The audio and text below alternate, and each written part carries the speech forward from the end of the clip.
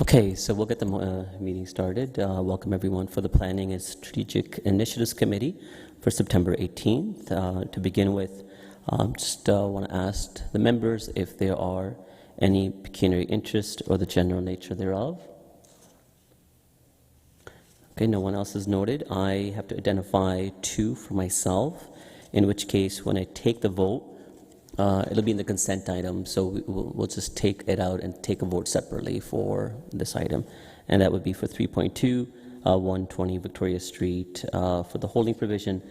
And then later on for 6.2, the official plan amendment for 130 and 142 Victoria Street South.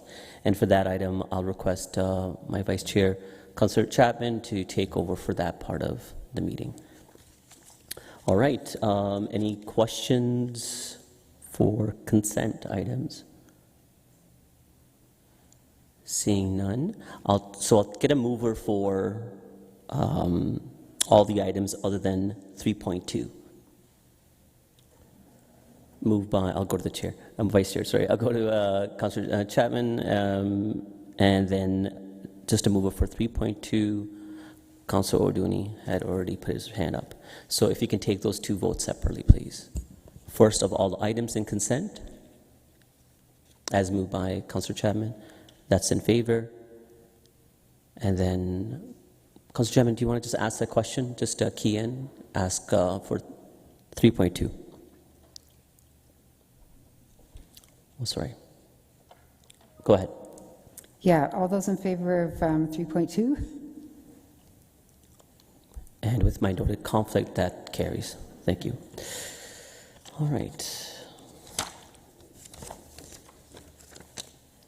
We'll move on to the delegations part of the meeting, and I would like to remind all. I believe I have conflicts in 3.1. Sorry. Okay. Not a problem. So we're going to take that back again for all items.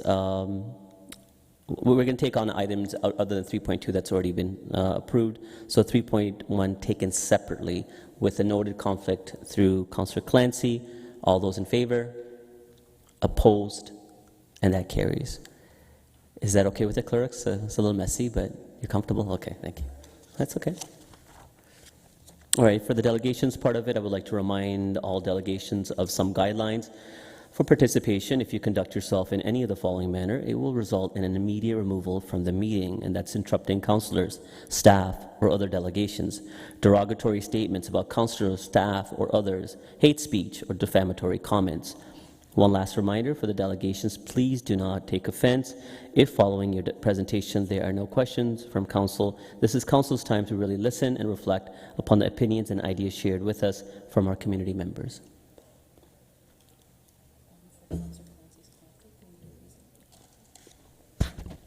Councillor Clancy, can you just identify your reason? I live in the area. Okay. Okay, all right. Thank you very much. And then to the discussion item for Kitchener Public Library, Southwest Art Commission. Eric, I believe you will be presenting first. Welcome. Thank you. Okay. Evening, councillors. So to introduce the two artists who've been selected by a citizen jury to create a public artwork for the new KPL Southwest Community Library, I thought it best to use some of their words and examples of some of their artwork. So I've drawn from the information package and images submitted by Niall McGizzy Johnston and Isaac Murdoch, responding to a call for expressions of interest that was open last October and ran until January of this past year. That open call resulted from planning for this opportunity with Kitchener Public Library's project team in summer 2022, a public information night at KPL in November, and it led to a 6-month jury evaluation that received 30 solid commissions considered by the jury. So up on the screen, I've brought a few words of introduction from Niall Johnston, who grew up in Chippewas of Nawash Unceded First Nation, and whose spirit name means whistling white-headed eagle. And I'm just going to read the bolded, quoted portion, which is part of how the artists introduced themselves to the jury. In a time of reconciliation, it is important for all people to know that we exist and have such a strong, beautiful legacy of stories and teachings from the Anishinaabe Nation that are grounded in my experiences and in my identity. So I'd also like to introduce Idic Murdoch, who is Fish Clan and hails from Serpent River First Nation. And again, I'm just going to read the quoted portion of what was provided in response to the open call. I've been involved in different kinds of artistic initiatives and traditionally focused grassroots efforts worldwide to empower communities and help save the planet. I believe it is no longer enough to just say something. I believe in the great power of art in bringing positive change, and my artistic goal is to be a catalyst in building bridges and communities. So in collaboration with their representative agency, Highness Global, Niall and Isaac have developed an artwork which they're calling Wintertime Stories, which you can see here mocked up as displayed above the main programming area in the building design for the new KPL Southwest branch. The artwork's made from CNC machine-cut shapes and stained Baltic birch plywood, as well as colored acrylic glass, colored laser-cut acrylic that's made from recycled plastics. And they've worked to develop the idea to work with some of the colorways that were presented in the design for the library. This whole process actually came down to a really difficult decision between two really fabulous possibilities. To draw a few notes from the jury statement, what the choice eventually came down to was an adherence to a pretty substantial effort to invite equity-deserving artists and artist teams to pitch ideas to this process, and to develop a jury that would also look for opportunities to pursue those sort of proposals as they came in. Our team worked really hard to try and develop the process to work that way, and so we're super pleased with the group of results that came through that process, the discussion that the jury had, and ultimately their conclusion that this project in particular would be a great fit for the new KPL library. To draw a bit more from the artist team's words, as provided in a stage 2 proposal, so the second phase, after we'd narrowed down the field a little bit. Wintertime is traditionally the season of storytelling for the Anishinaabe people. The storytelling tradition is a way to connect generations and communities while protecting heritage and preserving cultural folklore. While the animals hibernate and nature quietens, magical stories of creation and genesis are shared. Inspired by this tradition, the artist team of Isaac Murdoch and Niall McGizzy Johnston present Wintertime Stories, a large-scale art installation featuring woodland animals. The stories of woodland animals are rich with lessons and teachings on our connections to nature and our roles as land protectors. In addition to visually striking imagery of woodland animals, the artwork features depictions of human forms linked together to emphasize the importance of community, the transfer of knowledge, through generations and stewardship of the land. The artwork will welcome all to KPL Southwest and create opportunity for extended learning, workshops, and storytelling sessions by the artists. So back to the image for a moment. Again, drawing from commentary of the artist, the panoramic composition of the artwork depicting pictography from the ground to the sky will create a visually striking and engaging experience in the new community library's main programming area. The colorways of the artwork complement the architectural choices and connect with the natural environment visible through the continuously glazed southwest-facing windows. And last slide, I'll leave it on here. So this is also pulled from the stage 2 proposal we received. A bit of expansion on some of the imagery that's embedded.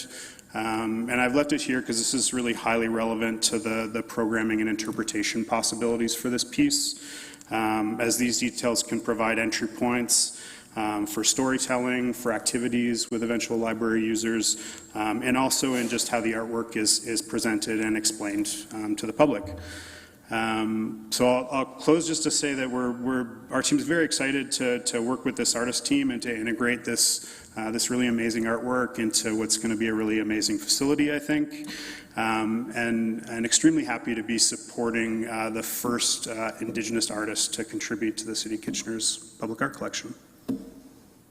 So I think that's all I've got to say, and I'll stop there. Well, it was very well said, thank you. I have a few questions from the committee. Councillor Johnston. Thank you, Chair Singh, and thank you, Eric, for bringing this to us tonight. It's exciting. I know that we had the library board had seen this recently as well, and absolutely fell in love with this work. So thank you to you and your team for working on this. Eric, maybe you can tell us a little bit more about what you were looking for whenever you were looking into the symbols and that. I love the explanation of the symbols, but maybe you can talk a little bit about that as well. There was nothing specified, sorry, pardon me, through the chair, there was nothing specified in the call for proposals about imagery or specific themes that needed to be responded to. So the themes that you see in that presentation are entirely developed and presented by the artists. So we beyond what was on that last slide, we don't really have much expansion there, but I do certainly think that's an area to work with the artist to expand upon in the future. Thank you. Chair Singh, when it's time, Councillor Michaud and I would like to move this together. Okay. Thank you. Well, had it been any other chair that would have said, that's not allowed, but I'm going to say, okay. Councillor Michaud. Thank you. I have to come over here a bit. Sorry. I want to thank you for the presentation. I just have this might have been mentioned, and if it was, I apologize. Just approximately how many hours did this take to come to this point? Like, I want to get a sense of, I want everyone to have a sense of all the work that was put into this. Sure, through the chair. So we began to, as I mentioned earlier, we began talking about the opportunity with KPL's project team last summer. Mm-hmm. Over the course of a few months, we developed what that open call for proposals document would look like. We enlisted a couple of folks to review that open call for proposals, really looking for opportunities to remove barriers to submission from it. And just really to update the language and the opportunity in order to hopefully solicit a really broad range of possibilities. And in particular, we are interested in seeing proposals from Indigenous artists and immigrant artists as well in that case. So that took a few months to get that moving along. After the 100-day period that the open call was open, the jury that we assembled had about a month or so to review 29 eligible submissions from that original process. We had a jury meeting with those folks in late February that lasted for a few hours, during which the discussion was largely concentrated on 10 or 12 or so of the proposals that were highest rated through an online platform, which was our initial sort of way of filtering the proposals that came in. So in about a 3-hour meeting, that group was able to narrow it down to 3 possibilities that they all really liked and wanted to see more from for various reasons. Those artists selected for stage 2 had, I believe, about 6 weeks or so to develop a more elaborate proposal and prepare for a presentation.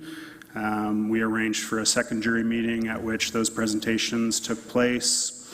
And they were 20-25 minutes, a little bit longer in each case, and then the jury was together for probably 3+ hours that night. And we ended up calling we hoped to reach a decision that night, but ended up calling it because we had sort of landed on 2 proposals that the jury was really happy with, but but we clearly weren't going to get there tonight, so we gave it another few weeks, had the jury do a little bit more evaluation work, and then come back together, and over the course of a 2-hour meeting, landed on this choice as the final proposal. So that was about a 6-month period during which the jury was kind of turning over the opportunities and arriving at a final selection. So there are a lot of, hard work, time, labor put into this that's really, it's absolutely beautiful. And it's going to live on in this library, which is a perfect location for this as well, the heritage piece of it. So congratulations to everyone involved in this. I think it's just amazing. Thank you. Councillor Schneider. Thank you, Chair Singh. I'm just wondering, those explanations of the symbols, will that be included when the art is displayed?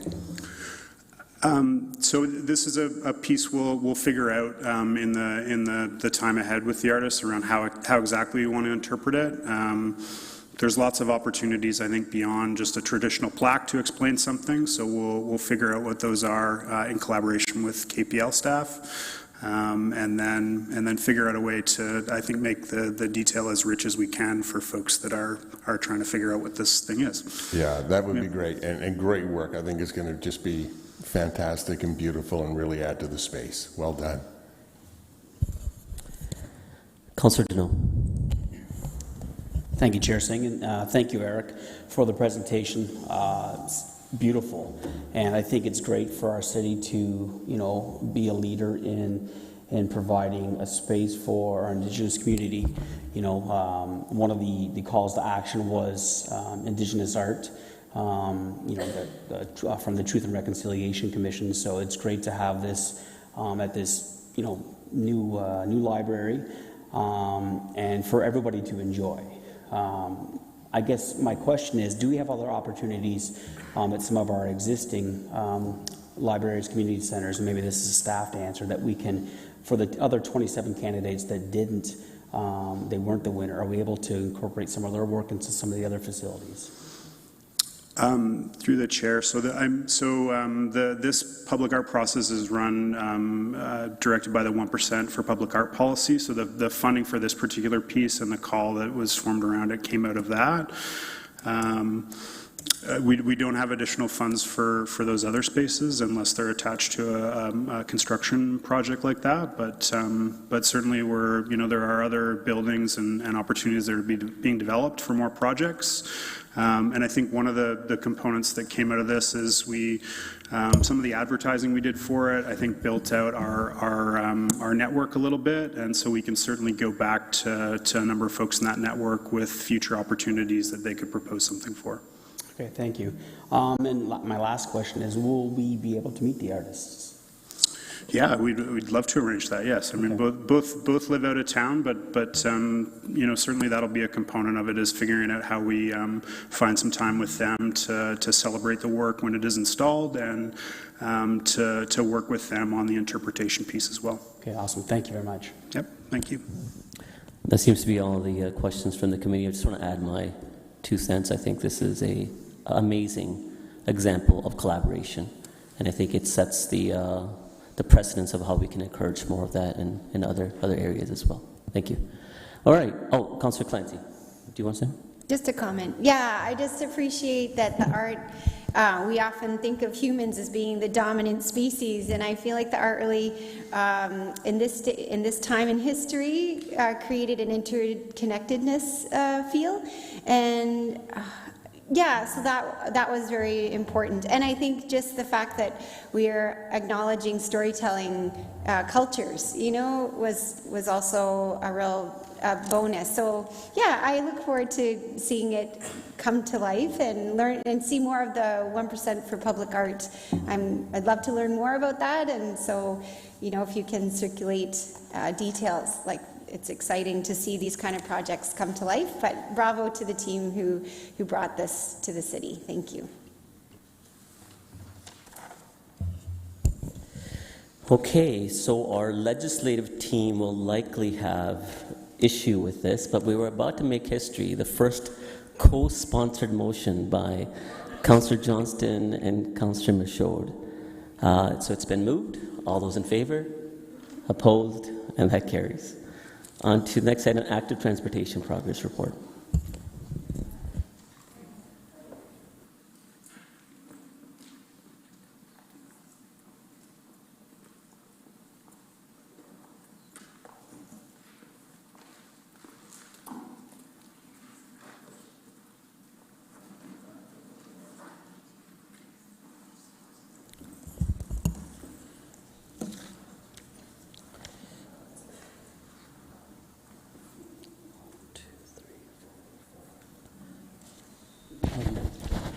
Sorry.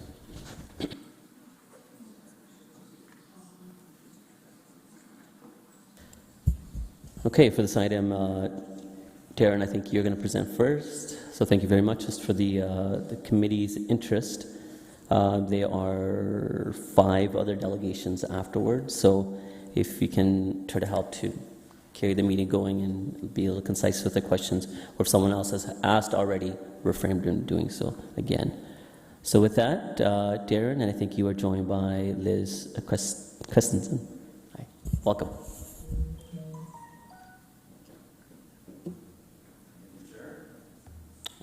Try that again.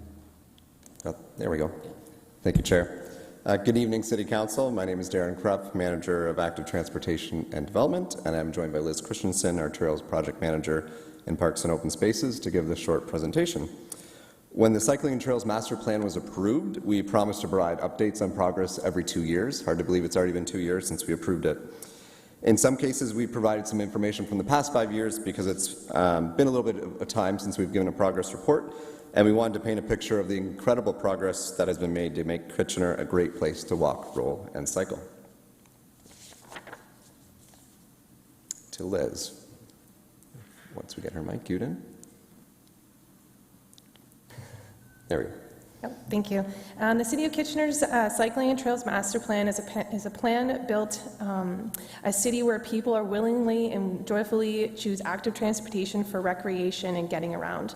With a focus on the plan and design for all ages and abilities, the strategies aim to make it safer and more comfortable for everyone to get out walking, rolling, and cycling. Since the approval in late 2020, we have made progress on 24 of the 35 actions identified in the Cycling and Trails Master Plan. Some of the highlights include launching the e-scooters and e-bikes with partner Neuron Mobility, upgrading walkways in a variety of neighborhoods, an update on the city's development manual to integrate active transportation in new subdivisions, support the Regional Waterloo's overpass over Highway 7-8 at Strasbourg Road, delivery of education campaigns for safe cycling with more campaigns to develop through the Vision Zero education program, Boulevard multi-use trails, have been added to the asset management sidewalk inspection program. Wayfinding was implemented on the Iron Horse Trail and the downtown grid, with more to come on the Henry Sturham Trail this fall. Next slide. So when it comes to the network, in the past 5 years, the largest increase in mobility infrastructure in Kitchener has been the active transportation and trails network. Sidewalks and walkways saw an increase of 55 kilometers, as well as 28 new pedestrian crossovers at mid-block trail and roundabout locations. The cycling infrastructure for all ages and abilities increased by 84 kilometers, and it's important to note that the largest portion of this infrastructure includes shared multi-use trails, also available for people walking and rolling. The network has expanded throughout every ward in the city, connecting to popular destinations such as schools, shopping centers, and public transit.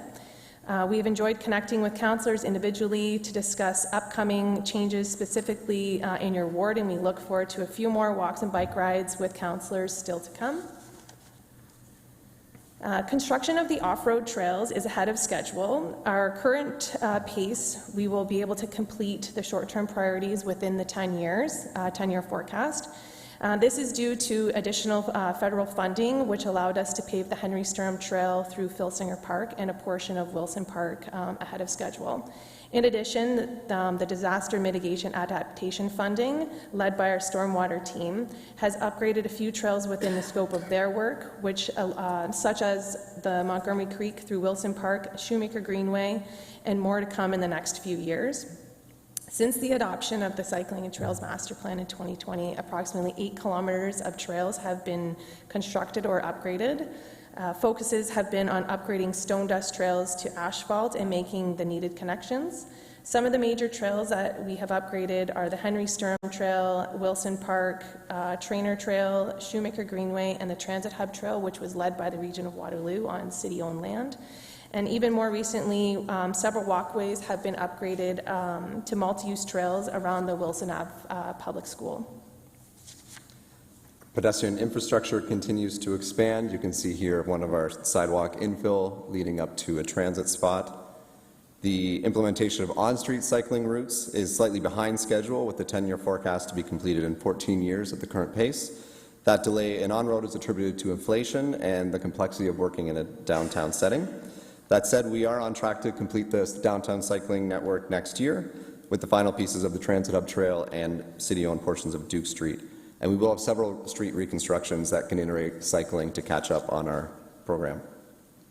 A network is only as good as its connectivity, so for the first time we are reporting not just the total kilometers of infrastructure, but also the largest uninterrupted network segment. And currently the longest continuous network is 13 kilometers, centered off the multi-use pathway along Homer Watson Boulevard. But with work underway for the downtown cycling grid, that continuous segment is likely to shift to the downtown and connecting Spurline, Iron Horse, and Henry Sturm trails by the end of this year. We are often asked, if we build cycling infrastructure, will we see an increase in people cycling? And the report shares a number of statistics there that show that yes, in fact, people do cycle at increased numbers when we install cycling infrastructure. As most recently, the downtown cycling grid has seen a 164% increase in cycling ridership. People of all ages are attracted to the fully protected bike lanes, and when we add the Neuron e-scooters, that increases to 218% of trips at bike lane counter locations. Still not yet complete, we are seeing some other promising trends in the downtown cycling grid. We're seeing more women and young people riding downtown than ever before. There's a steady base of people cycling year-round with an average of 111 trips in the winter months. And unlike trails, where we see ridership spiking the most on sunny weekends, the downtown tends to spike midweek, suggesting these are trips for more utilitarian purposes rather than recreational. We also celebrate with our partners at the Region of Waterloo on the recent announcement that Grand River Transit has broke ridership records this fall. It's important to remember that every single one of those 150,000 daily trips per day will start with a walk, roll, or cycle before boarding a train or bus. The Cycling and Trails Master Plan is a plan for everyone. We all walk, roll, or cycle at least some of the time. A recent province-wide poll by Share the Road Cycling Coalition shows there continues to be strong support for cycling. 68% of Ontarians say they do ride their bike at least monthly, and 65% say investing in cycling is good for my municipality. All of this leads to a major culture shift underway. We continue to see strong attendance and enthusiasm at our various events and engagements to promote walking, rolling, and cycling. Just 2.5 years since its approval, we are well on to achieving the Master Plan's vision. In its latest strategic plan, Kitchener City Council again reiterated its commitment to active transportation through 2 action items for citywide active transportation routes that will include both on-road and off-road infrastructure, and developing a localized safety improvement program. The Cycling and Trails Master Plan won 2 awards for its innovative approach to engaging the community, and our master plan did more than just identify lines on a map. We also sought to build community support for the change the master plan is poised to bring. And we continue to engage our community and residents on the opportunities and the challenges that come from transforming a transportation network to be more equitable, healthy, and sustainable. Thank you. Thank you to the both of you. So as a list of those that have questions of staff, I have Councillor Johnston Schneider, Michaud, and Clancy, but we have a number of other delegations, so I just took a note of it. So if you can, again, and then when we finish through the delegations, we'll come back to staff with questions. All right, first from the delegations, we have Rida Rahman.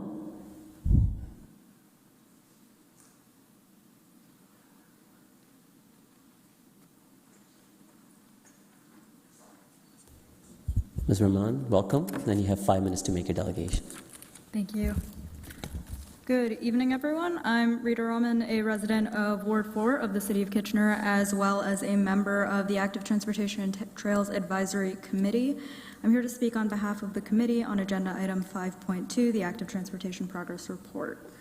As you may all have guessed, the report is quite important to us on the committee. We've been involved in the development from day one. We've been receiving regular updates at our request, providing feedback on the drafts, as well as writing a statement which is included on page 6 of the report. Active transportation is crucial for creating a sustainable, accessible city that promotes health, economic development, as well as equity and the overall well-being of our Rita, can you just come close to the mic, or if maybe the mic can be raised a little bit to assist? I'll see. Would you like it raised? Would that help? I think we're okay. Is that any better? Yeah, that's much better. Thank you. So active transportation is crucial for creating sustainable, accessible cities that promote health, economic development, equity, and overall well-being. Over the past few years, numerous studies have shown that active transportation reduces the risk of things like heart disease, type 2 diabetes, obesity, as well as certain types of cancer and overall mortality. Active transportation used as a regular alternative to cars can reduce CO2 emissions by up to 1 ton per person per year, which is a massive shift when you think of it on a city scale. And active transportation makes the city more accessible overall for young people like me, for disabled folks, for low-income folks, as well as other traditionally marginalized groups.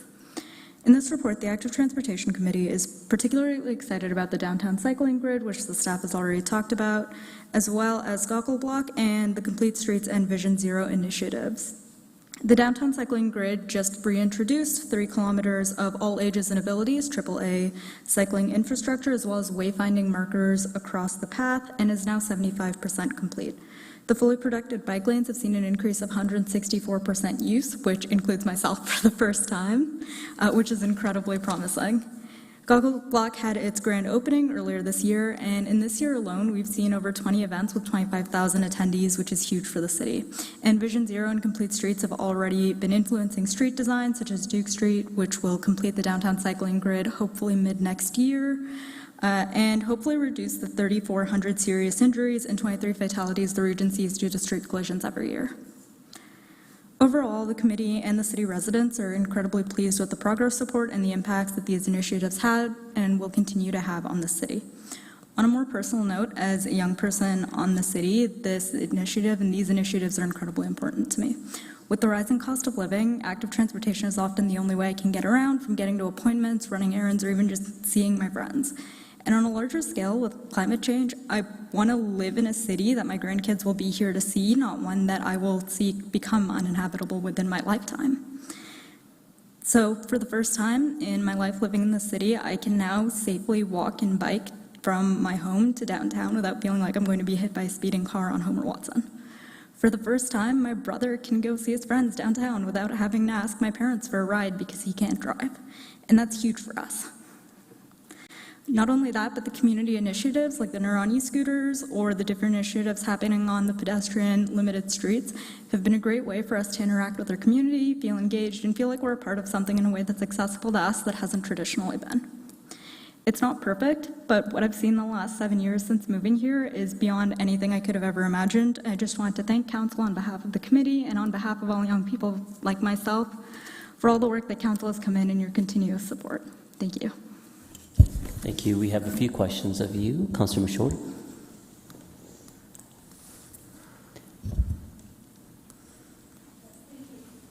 You turned it off. Go ahead.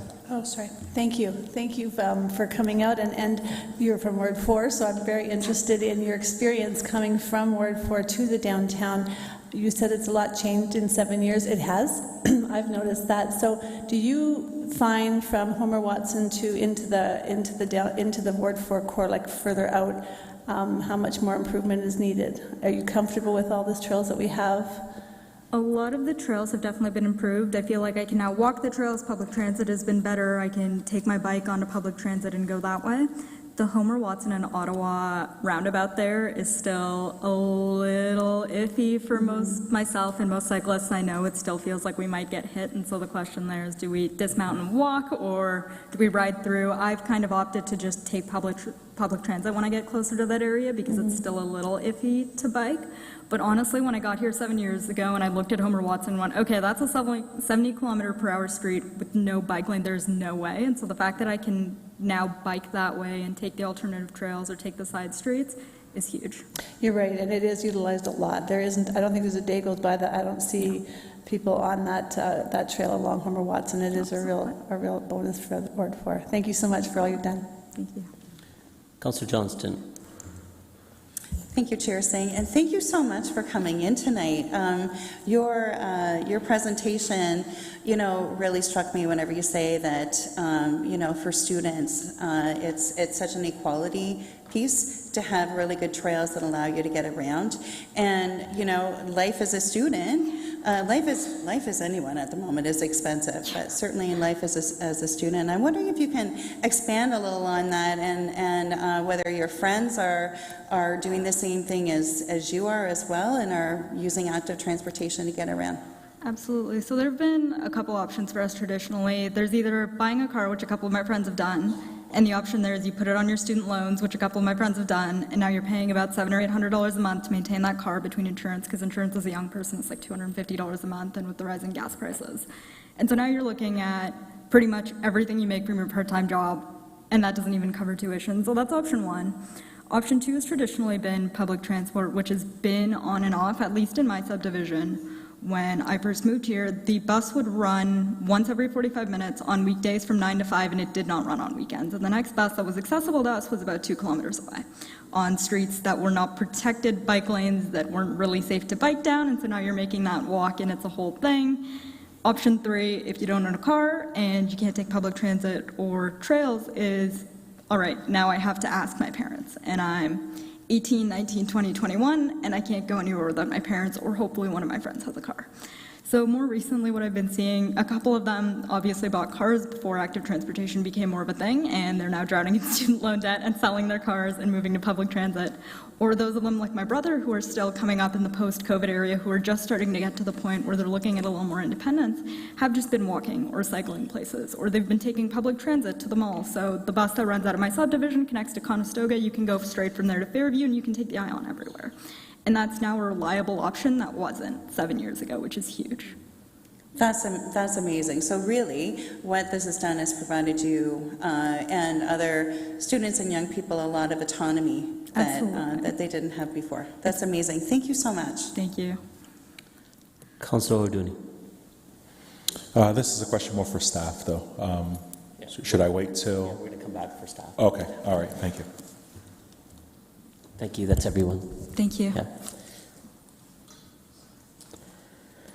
Okay, next up is Stephanie Fritz.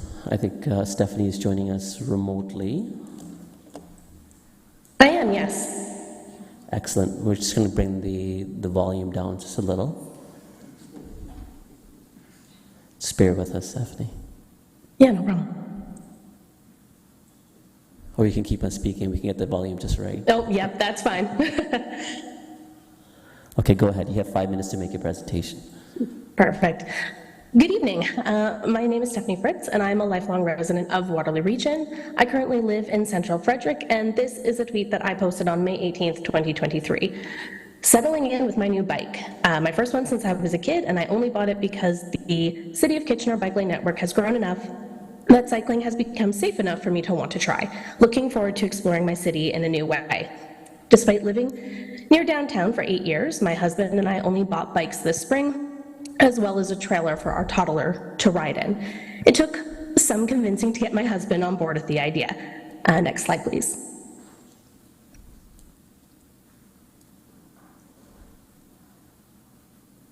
You see there have been painted bike lanes near our home for years on Frederick Street, East Ave, and Krug Street. I found these 3 examples of how drivers invade painted bike lanes on Google Maps. Each example was found within 5 blocks of my home. People park in the bike lanes, They drive in them, and even if a driver doesn't cross that white line, having a vehicle within touching distance is very intimidating as a cyclist. Because we felt that the cycling infrastructure wasn't safe, we just chose to avoid biking entirely. A single stretch of bike lanes started to change our minds. Next slide, please. We live right at the edge of the downtown cycling grid. I was cautiously excited when I heard about the Cedar Street separated lanes because we visit the Kitchener Market weekly. We used to drive there despite living close by. But these 2.5 blocks of bike lanes created a safe link from our quieter neighborhood streets directly to our destination. Now we ride down to the Saturday market in 6 minutes, load up our trailer with groceries.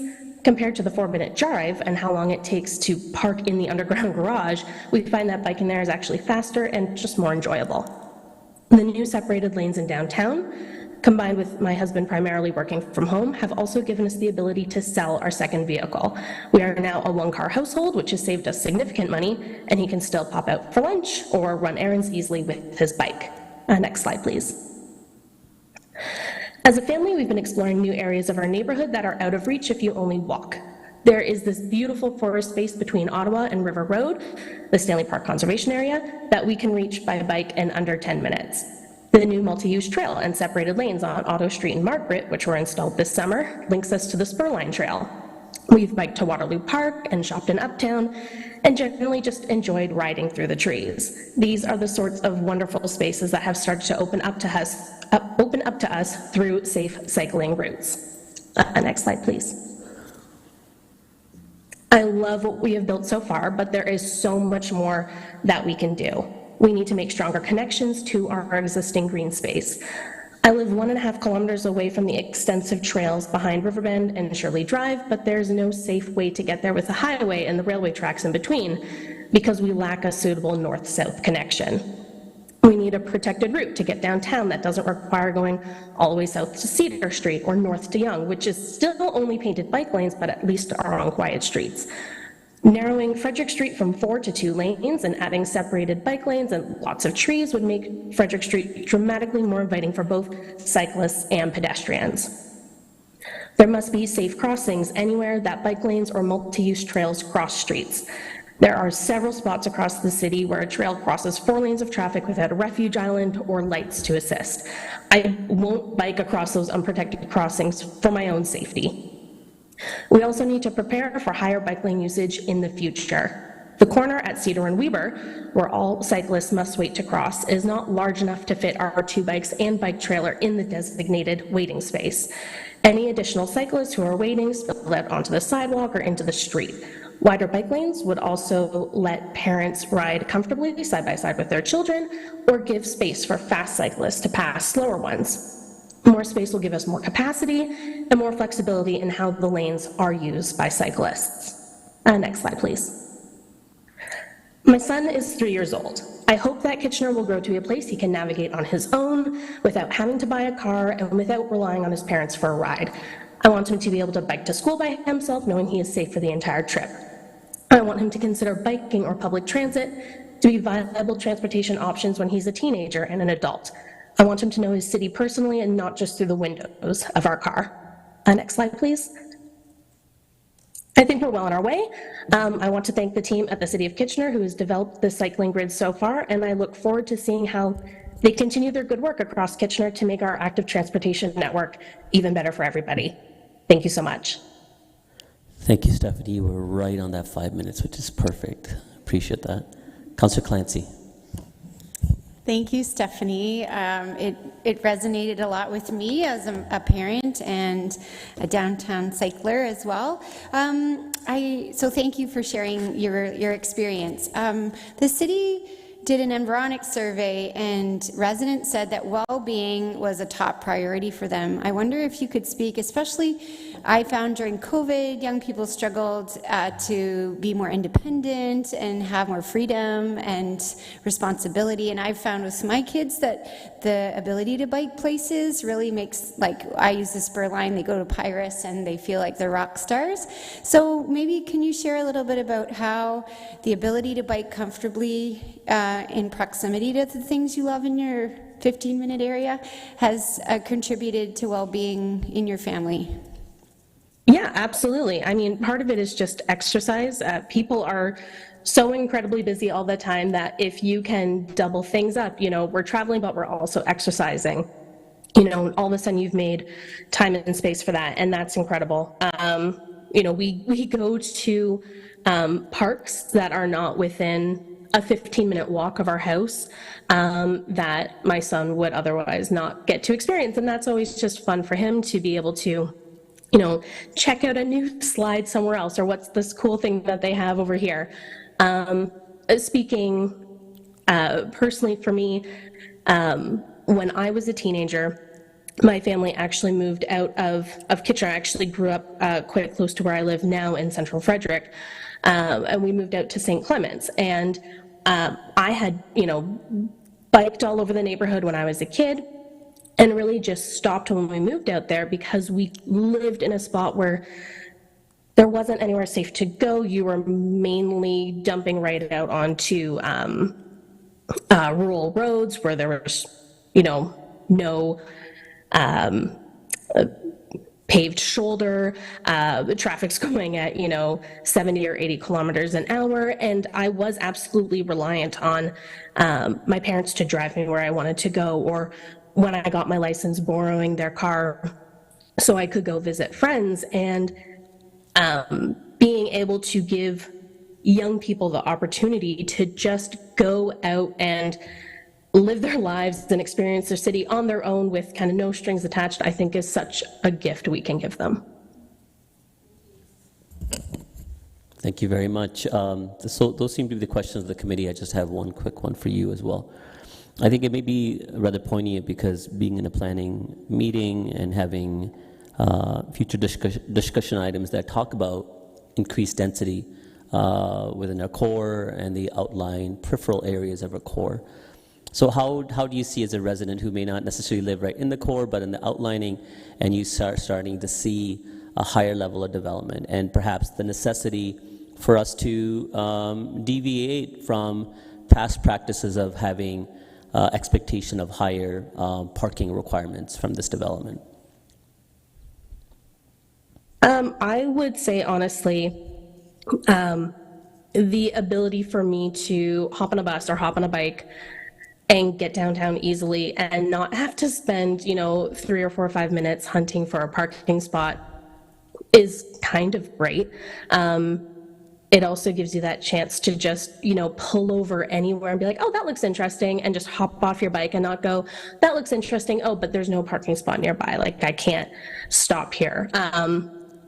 I think that it might seem contradictory to some people, but having more of that active transportation or public transit options to get to the downtown core, especially if you live on that periphery around downtown, is so crucial to just get your feet on those streets, as opposed to, okay, I'm going to go drive downtown, I'm going to get stuck in traffic, or I'm going to have to go find a parking space in a parking garage, and so on and so forth. I'm absolutely all for it. Like, I'm gunning for a more direct route for me to get downtown in a way that's safe and separated, for anyone of any age or ability to use. Like, I think it's truly the best way forward for us. Okay, it's all about creating that environment, so it's great. Councillor Johnston. Thank you, Chair Singh. And just a quick question, Stephanie. Thank you so much for your presentation. One thing that you said earlier, and it resonated with me, was, or I believe I heard you say this, was about widening the cycling lanes. Is that something that you had mentioned, that maybe we need more or more lanes in the cycling lanes? Not necessarily more lanes per se. The cycling lanes, the separated lanes that I've used, or the multi-use trails, are, you can almost get 2 people biking side by side, but it's a little tight. When we have the trailer for our son, it's significantly wider, so there's definitely less space to do so. But we find when we are able to bike side by side, we can chat, we can have a conversation. It's, you can have those conversations that you might have in the front seat of your car but you're just out in nature or your city, enjoying things. And I think that's crucial to making that experience joyful to everybody, is to give them the space to not only be out and in the city, but also be in the city with somebody. But then also, yeah, the idea that some people are going to bike slower than others, and some people want to go by really quick, and giving people the space to safely pass without necessarily passing or moving into oncoming bicycle traffic is also just a safety thing, I would think. Yeah, I would love to see a widening of bike lanes or trails just to allow people to bike together. Yeah, thanks, Stephanie. I was also thinking of places like the Iron Horse Trail where it gets crowded in different areas, and you've got walkers, you've got joggers, you've got e-scooters, you've got bikes, you've got people walking their dogs and things, right? So sometimes that can get crowded as well. Thank you. Thank you. Councillor Michaud. Thank you, and thank you, Stephanie. I just want to expand a bit on the safety piece that you had mentioned. With regards to, aside from the traffic circles, how safe do you feel when you come up to an intersection and the trail is connected to the road, and you're crossing the road and you get onto the trail, and there's no, it's not necessary sometimes for cyclists to stop?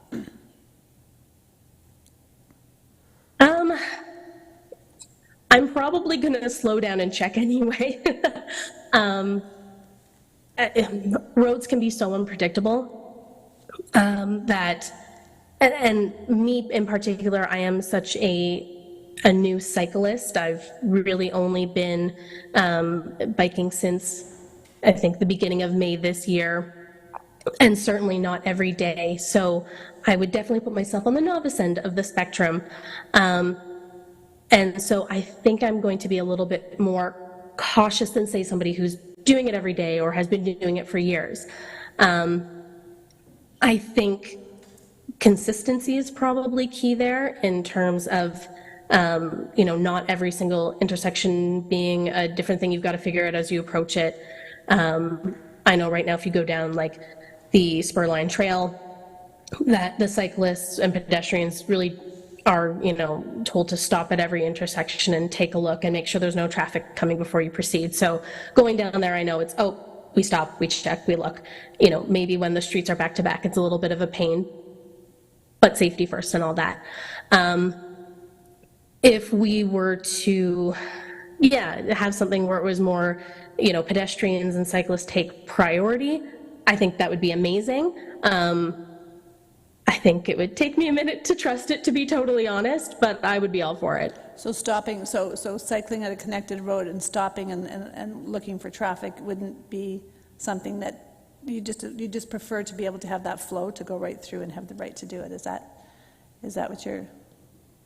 Yeah, in some cases, I mean, when you're driving a car on the street, there's often, you stop and then you go a few blocks and you don't have to stop because the other people going the other way, have that responsibility.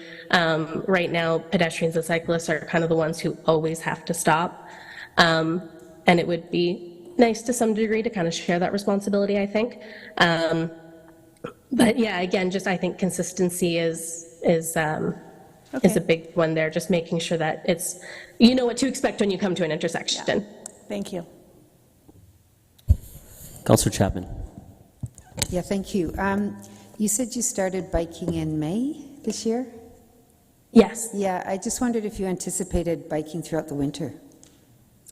That's something I've thought about. I admittedly am not prepared to do so currently with, say, special bike tires or even, frankly, like the right kind of jacket to be exercising out in the cold. I will certainly be keeping an eye on the state of the bike lanes over the course of the winter and seeing how they get cleared and, whether or not the intersections are piled up with snow, that sort of thing. And I'll probably make a judgment call for next year on whether or not I want to try cycling in the winter. I'm certainly going to try pushing my biking as far into the fall until the snow falls as I can this year, and start as soon as I can once the snow melts. But I think this year, just going to keep tabs on it, see what it looks like. I know it's a relatively new priority to have those bike lanes cleared, and I just don't really know what to expect yet. So research this year, maybe biking in the winter next. Okay, thank you. Thank you very much. That's everyone. Next up is Ali Kizilbash, and I think Ali is also remotely. Yes. Can you hear me? Yes, we can. You have 5 minutes to Okay, make your great. presentation, Ali, so whenever you're ready. Thank you. Okay. Well, thank you for taking the time to listen to my feedback. I hope it's useful. And after Stephanie's presentation, it's just fantastic. I mean, I'm a new cyclist as well. I mean, I haven't been on a bike since I was a teenager.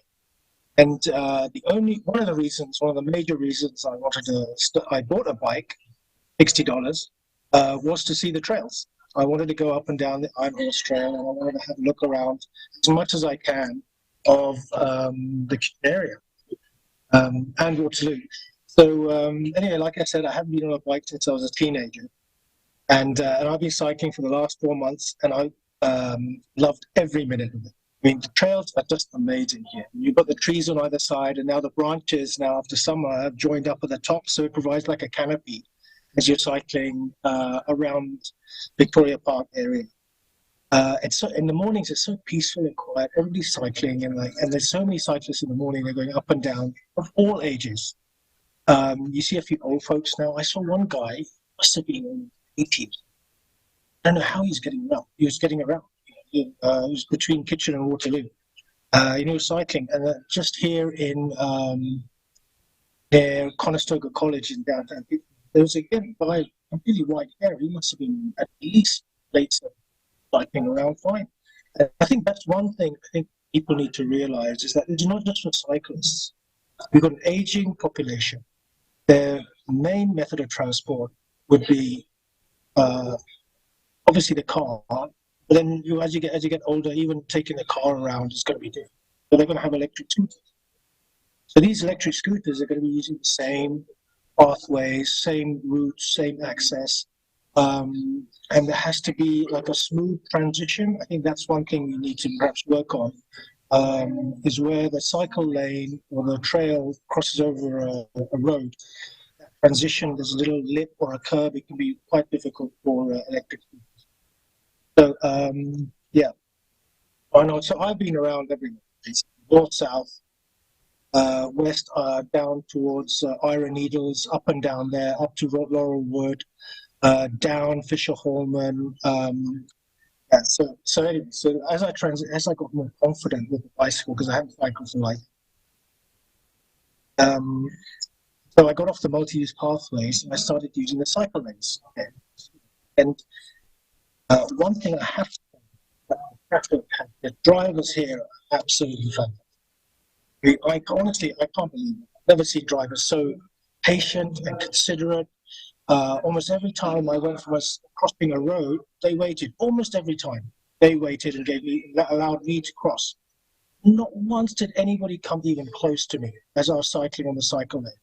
Even as I was on the right-hand side of a road, see, even the buses are taking a lane and a half to get around me. I mean, that's what gave me confidence. Because that's the one reason I never cycle in the UK. Because the drivers are a bit aggressive usually. B, the roads are so narrow. There just wasn't enough space. And here, you guys got so much space.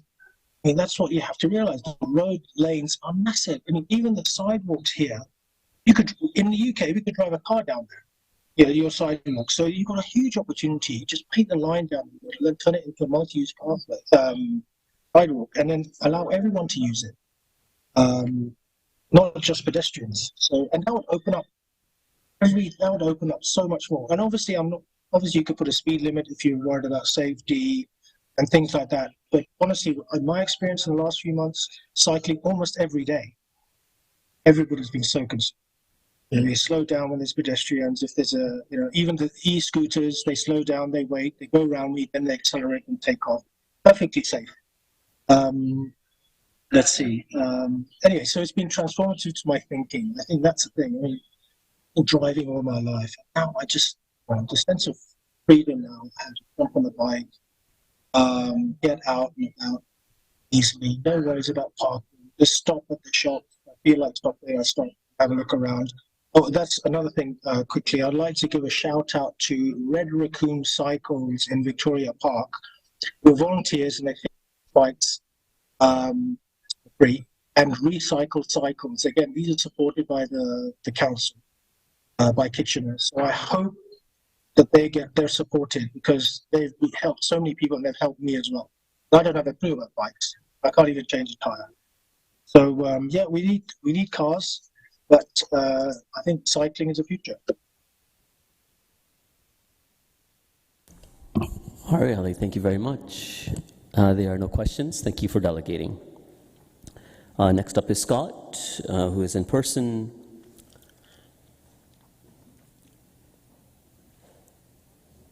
Mr. DeVries, thank you very much. You have 5 minutes to make your presentation.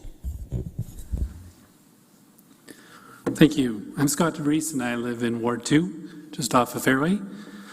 My family is a concrete example of the effects of this plan. We've lived in Kitchener since 2012, have been a suburban and car-dependent family. I've never been anything but an amateur cyclist until we started seeing these improvements. The trails and connections have converted me and my family to cyclists. We've put in almost 1,000 kilometers this year on my bicycle, with almost all of that being in the city limits.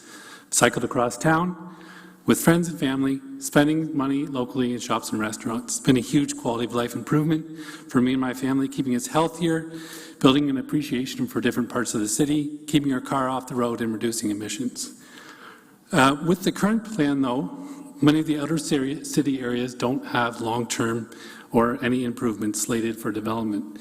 We cycled today from our home, which was 9 kilometers away. To get here, we had to cycle on main commuter roads, multi-use trails, gravel paths, painted bike lanes, unpainted lanes, sharrows. We had to get off to use sidewalks.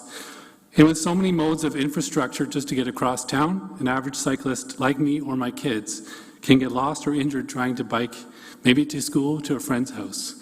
Biking with my kids, which I do regularly, is still an incredibly dangerous experience. If you try cycling with kids, you'll see huge barriers around town, including crossing the expressway, finding cycle-friendly signage on minor routes, crossing roads when on trails, or navigating the many different types of bicycle infrastructure. We live on Fairway Road, and we have hundreds of elementary kids walking and biking to school every day, which is great, except many of them use small bicycle lanes on Fairway Road or other main artery roads, biking into traffic, sometimes in the wrong direction. We have a potential new high school just down the road from us, and the current plan doesn't have any improvements near us, even though we live next to a community hub just down the road. I'm hoping that the master plan, which has been incrementally improving and has been great for our family, continues to grow in priority for the city as the focus widens beyond the downtown core. I'd love to review the master plan for deficiencies in previously lower prioritized areas like ours, especially in the suburbs. I'd like to review longer trip commutes across town that many of us are doing, especially around gaps in the network at the end of trails, at the end of crossings. And it would be awesome to see schools and school areas for change to the current plan to connect with parents from schools and school councils to increase safety and promote another generation of transportation users. Thanks.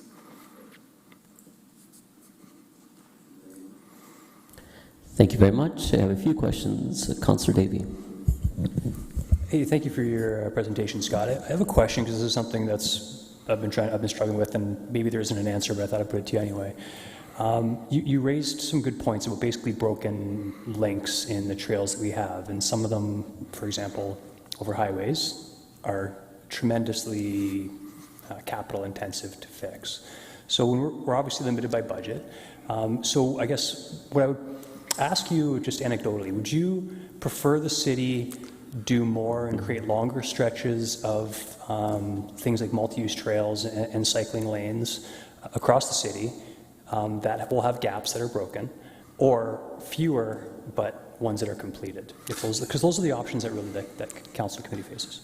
Yeah, that's a good question. I do a lot of across-town cycling, and so for me, selfishly, I love the longer commutes. However, when I bike with my kids, that's where the danger zones can be, and that's where the benefits of really improving the cycling network comes into effect. So, for example, I'm okay to cycle in a bicycle lane. If I cycle, for example, down Ottawa Street, you go from a multi-use trail to a sidewalk, then to a bike lane, then you decide to go maybe on a multi-use trail for a little bit, and then you cross the expressway in the world's smallest bike lane, if you've ever been on it. So for me, as an adult, I'm okay managing that, and maybe it's a bit fun for me because it's exciting, it keeps cycling interesting. But if I go with my 11-year-old daughter, which I've done, it's an absolutely dangerous precedent to do. If I was putting funding towards something, this is where school focus on the different parts of the network, I think, is key, because my daughter and many others would love to bike to school. We walk because it is too dangerous to cycle. And so a small improvement on a very small link situation close to schools makes a huge difference. So that's where I would suggest putting funding in instead of the longer use trails. That's an excellent point. Thank you. Councillor Schneider. Thank you, Chair Singh. And Scott, thanks so much for coming in and sharing your experiences. You had mentioned some of the gravel trails that maybe that go through neighborhoods. Yeah. One of the things I hear from constituents, especially in our ward, is that it'd be nice to have some sort of signage that points off, and where is this path going to? Have you found that in your experience?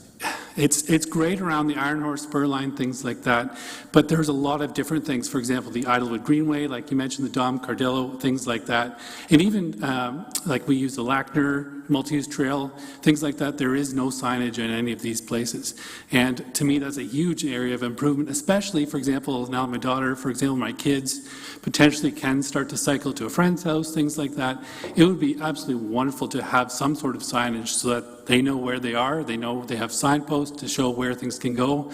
That seems like a really great opportunity to expand the network. Or if there's a gap in the network, perhaps, I mean, we do this for cars, for example, a detour route, things like that. There's no such thing for cyclists. If there's construction or a road is closed on a main bicycle path, there's no signage given in those situations, apart from maybe go around. But for example, for kids or things like that, it would be wonderful to have better signage on some of the smaller routes. Okay, thank you. And I was very happy to hear you talking about the schools being involved as well. Are you aware of Student Transportation Services Waterloo Region? I'm not personally, but... Okay.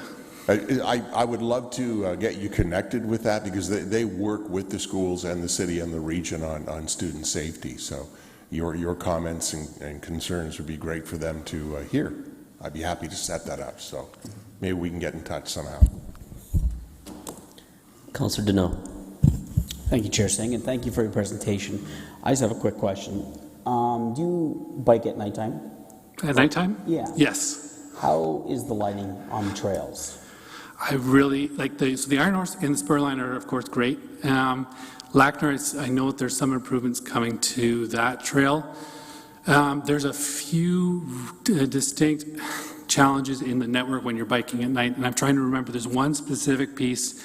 If you're trying to bike, the only way safely across the expressway at night, biking is Krug Street, which is, I think, lit under the expressway, but after that, you're kind of on your own. There's a bunch of streets either way that are very ill lit. You can either go right on the gravel trail beside the expressway. There's no lighting, or it's all pavement, it's all gravel there. That can be dangerous at night because there's actually tree cover over the trail. If you keep going, I think you can go to up Krug to River, things like that, but it's not particularly well lit. Even getting across town back to Lackner, there's, I think, by the Lyle Holman Pool, things like that. That bicycle area, it's pitch black. So there's a few areas there that are a challenge. So there's some areas that could I have not met very many nighttime bicycle riders in those areas. I'll say that. It's been pretty quiet. Okay, thank you. Thanks for the information. Thank you, Scott. That's everyone. Thank you for presenting. And then we have Ian Graham.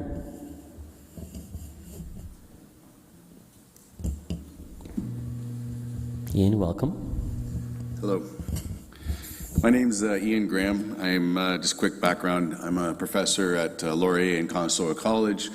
I'm also a founding member of Waterloo Regional Electric Vehicle Association, where we do have e-bikes. I recently speaked at Fully Charged in Vancouver for 3 days and saw some really cool e-bikes out there, and makes me tempted. I'm not here to discredit what this committee has done, because there's some amazing stuff that's been done, and for sure there have been some nice to see people showing that these are great progress that we were making. But I live on Joseph Street, and I'm bringing up the concerns of residents on Joseph, Richmond, Water, and Hines. We say congrats on your success, but the concern for us is the one-way street. Joseph or Cedar. Both community, we feel that this needs to be considered to be redone. And I ask any of you who live on a one-way street if you understand what that means, if you understand the complete frustration. You say this is a plan for everyone, but I can tell you it is not for everyone, because we are frustrated as homeowners trying to get around in our community with a one-way. I question the numbers and I ask for context. The pictures you show around our area, that's not what I see every day. Even coming home from Conestoga College today to Joseph Street downtown, I saw not one cyclist in the cycle lanes. And this is around 5 p.m. when most people would be coming home from work. There have been multiple weekends of fair weather this summer, and we see almost no one. Our community does discuss these things. We get little patches here and there. The main point we're trying to make is that we're not against cycle lanes, never have been. I encourage people to cycle. I think it's awesome. But we are against the one way because we offered you better solutions. On February 14th of this year, the Cycling Advisory Committee showed a slide on a presentation that I went to that Joseph Street could have been a two-way traffic and cycle path with a presentation very similar to what Ontario and Water Streets currently are. We question the amount of cyclists. Our community is not seeing the numbers. And you say that there's over 100 cyclists per day in the winter on Joseph, Water, etc. But let's be honest. I don't believe that number, and I think we feel that number is actually skewed. Your Bike to Work event in February looked to maybe have 12 people from what I could see in the CTV report.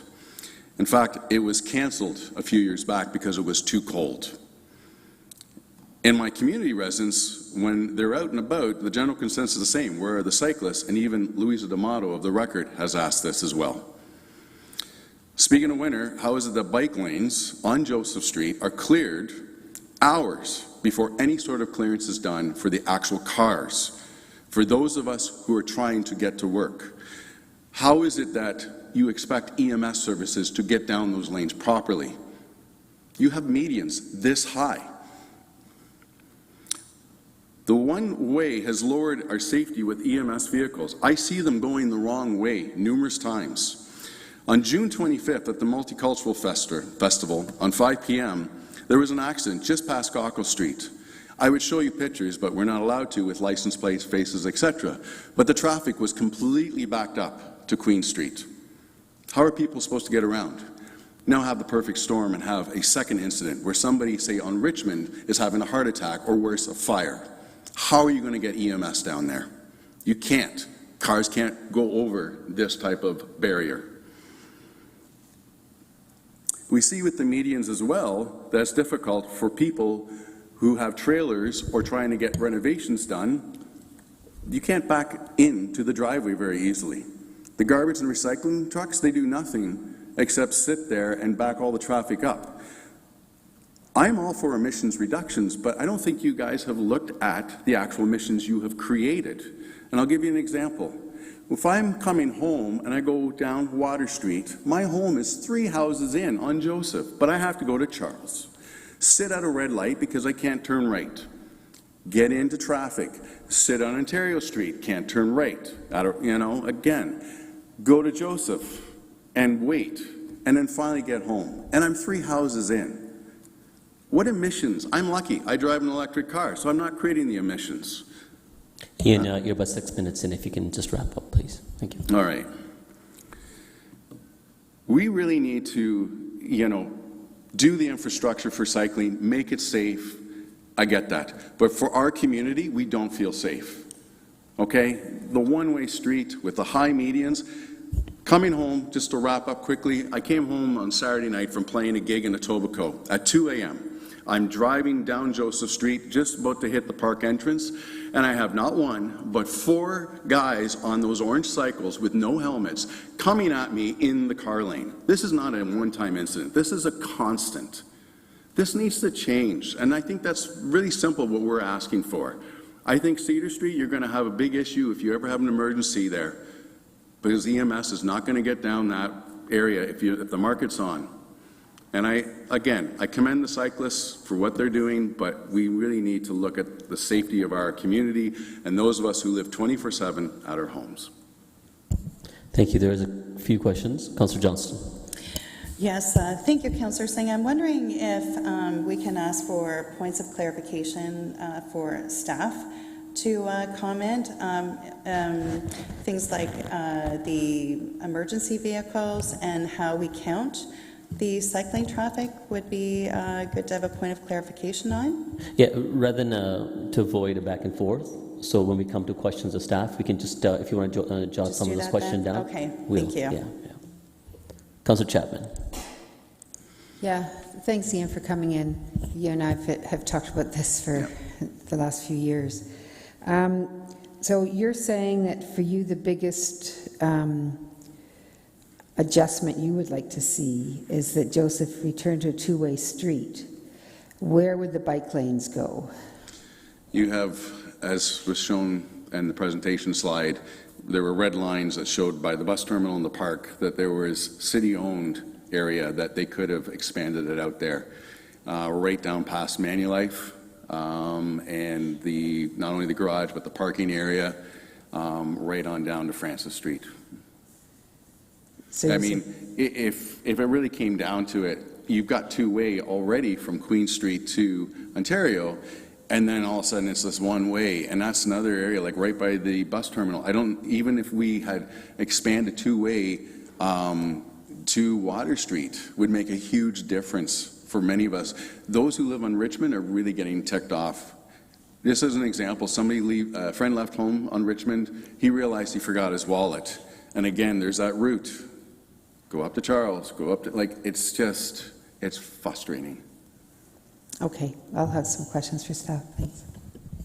Thank you, that's everyone. Thank you. All right, so we'll just key back in for questions of staff, so if you can key back in, but I'm going to go initially in the order that I had everyone down first, and then any additional people. Councillor Johnston.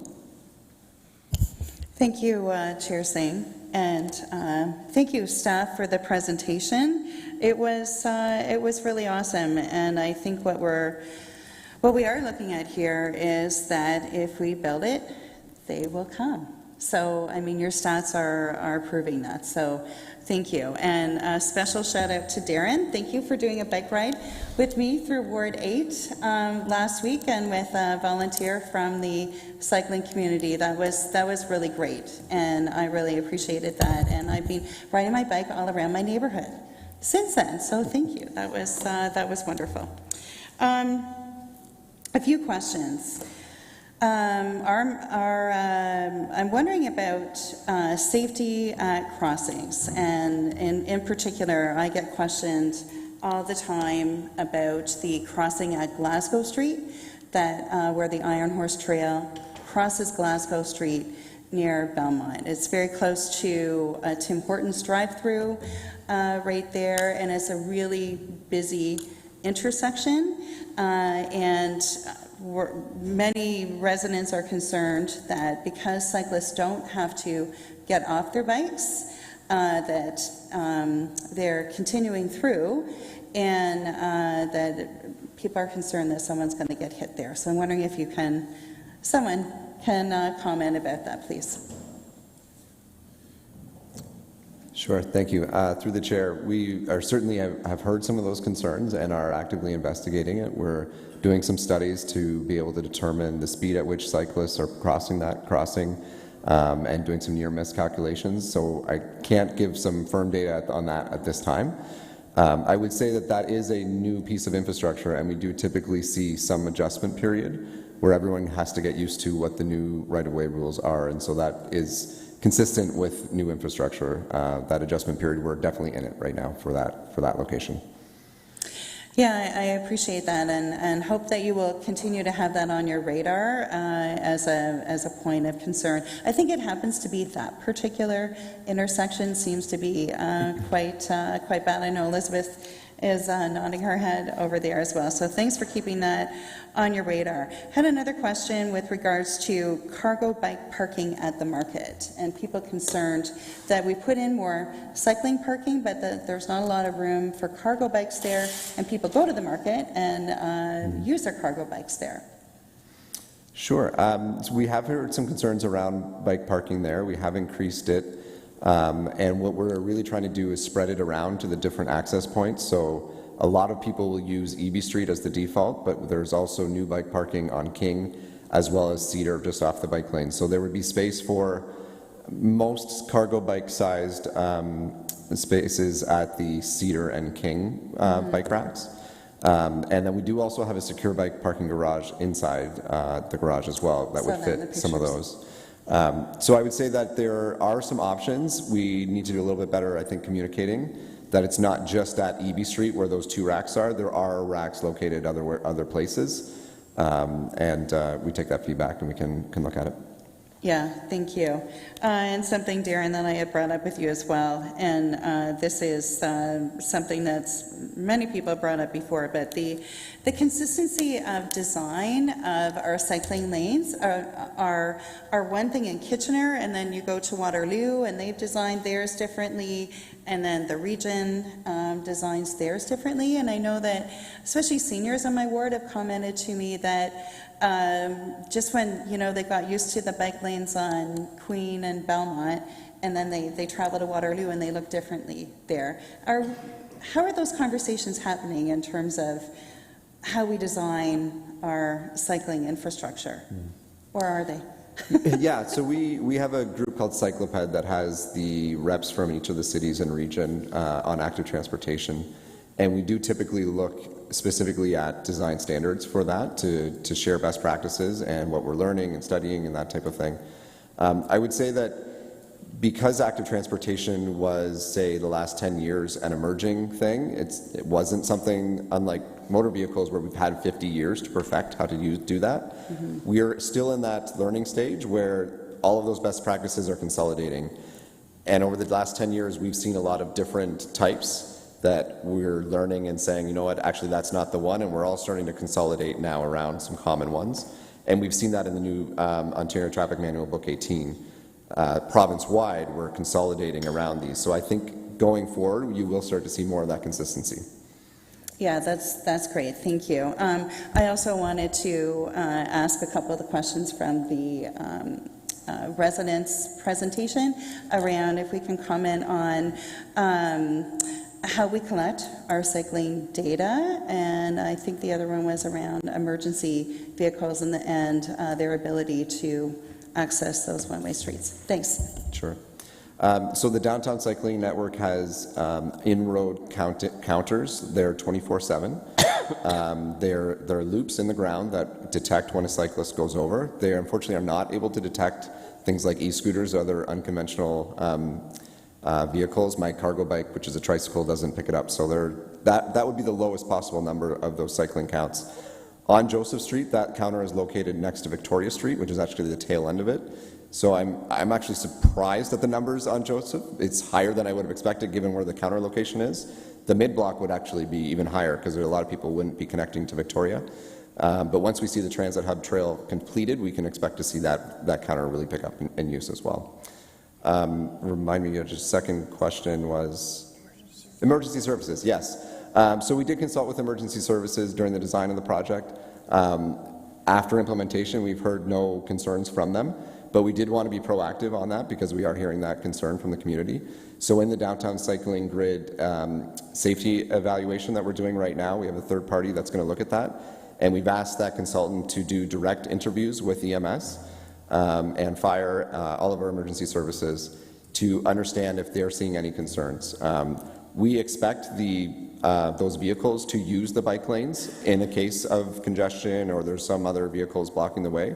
That's how it's set up to be, and the same rules apply to cyclists as drivers. If you hear the sirens, move to the side of the road, and a cyclist, it's actually really easy to get up onto the sidewalk and clear those bike lanes very quickly.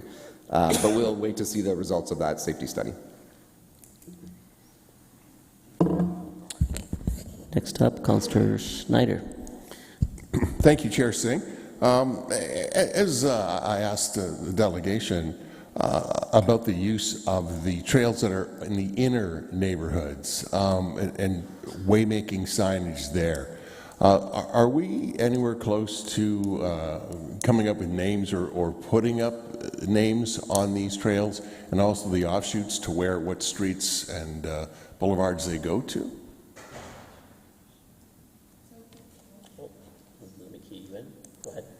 Through the chair. Yeah, so when we do the wayfinding plans, it's usually on, when we upgrade a trail, we add the wayfinding in at the same time. We are working on it. We can look at other areas to add wayfinding. I don't see, we can't just go and do the whole city all at once.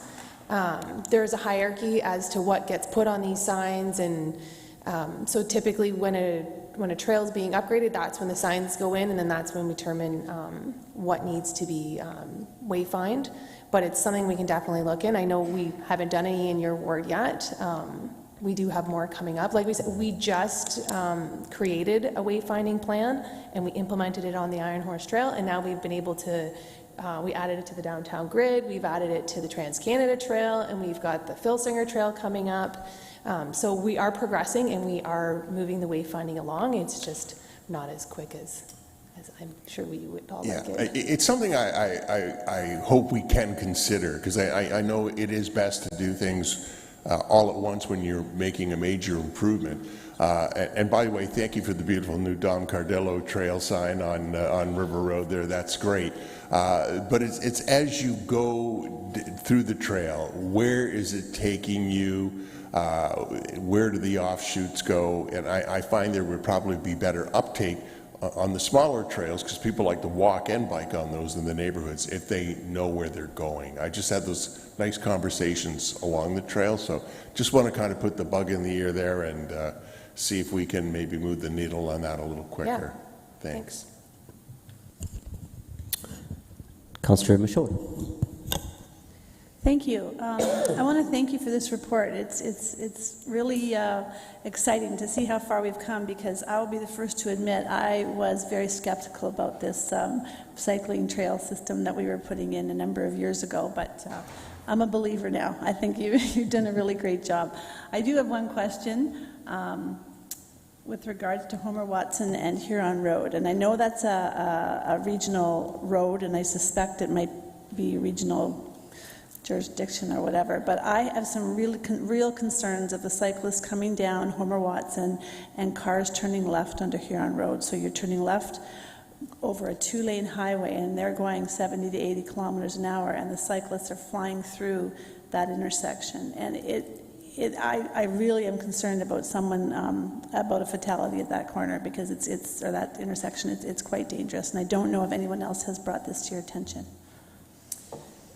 Through the chair, we have heard concerns about that left turn conflict on a variety of locations along Homer Watson, but we can look at that Huron Road location again specifically and follow up with you. Yeah, there isn't any indication for cyclists to even slow down or stop, and I don't know how it's sometimes when you're turning left on there, you have to really pay attention to cyclists on the road heading along with me when I'm going down there, and if you don't, again, I would make a left-hand turn, and it's very, very concerning. I mean, the Homer Watson and Pioneer Drive intersection is busy, but it's got street lights, and there's also stop signs or slow down signs actually at the intersection where the gas station is. So I'm hoping that something can be done sooner than later for that. But thank you for this report. It's great. Councillor Clancy, you had keyed back before. Yeah. Hi, thank you so much. It's good to have data to make decisions, and you know, it speaks to our values as a city, so I really appreciate all the effort that you've put into this update. So I have two questions. One, the concerns that people often speak of is that bike lanes are bad for traffic and that they're a waste of money or too expensive. But, you know, I read, you know, stuff on how that's actually a savings of money and it improves traffic. I wonder if you could speak to those kind of common concerns that are shared about investing in trails and bike lanes. Through the chair, thanks for the question. I would say in terms of traffic congestion, on a very basic level, every person that's riding a bike is not someone who's in a car also adding to traffic congestion. So anytime we can make any type of mode shift, it's going to free up traffic capacity for those who continue to drive. You look at some of the cities that have the highest cycling rates, they also are often some of the highest satisfaction for drivers because all of these small, short trips have been converted into cyclists, and it keeps the road capacity moving for folks who still need to drive for certain types of trips. A typical motor traffic lane can carry around 2,000 people per hour in cars, and if we were to dedicate that same space to bikes, it could carry 4 to 5 times more people. And this will be especially important as our as our community grows, as we see more density in our community. Shifting people away from driving cars and will take less space if we can instead focus on modes like walking, cycling, and transit. On the cost piece, I would say that a lot of the time we try to integrate this with an existing roadwork so that the costs aren't as large to the tax base. And from a simple level as well, the motor vehicle network can be expensive to build and maintain just because of the space and the weight required. So if you think of one person in a car, that's a lot of space, a lot of weight, a lot of wear and tear on our roads. Active transportation, again, takes that less space, but it's also that much less wear and tear. So if we could get to 10% mode share of our cycling, that's 10% less wear and tear on our roads, 10% longer that our roadways can last over the long term. Thank you. And that's just my hope is, you know, as we look at moving money toward bike lanes or active transportation infrastructure, that we could see it in those financial lenses, because sometimes I think we don't see, I think the budget for roads is enormous, and so we don't always, like I remember in budget season, one road cost $16 million, just one out of the however many roads that we do. I know that's under the ground too, but you know, I like to hear how we can save money by investing in this kind of transportation, just making our roads last longer, right, and stretching those tax dollars further. Thank you very much.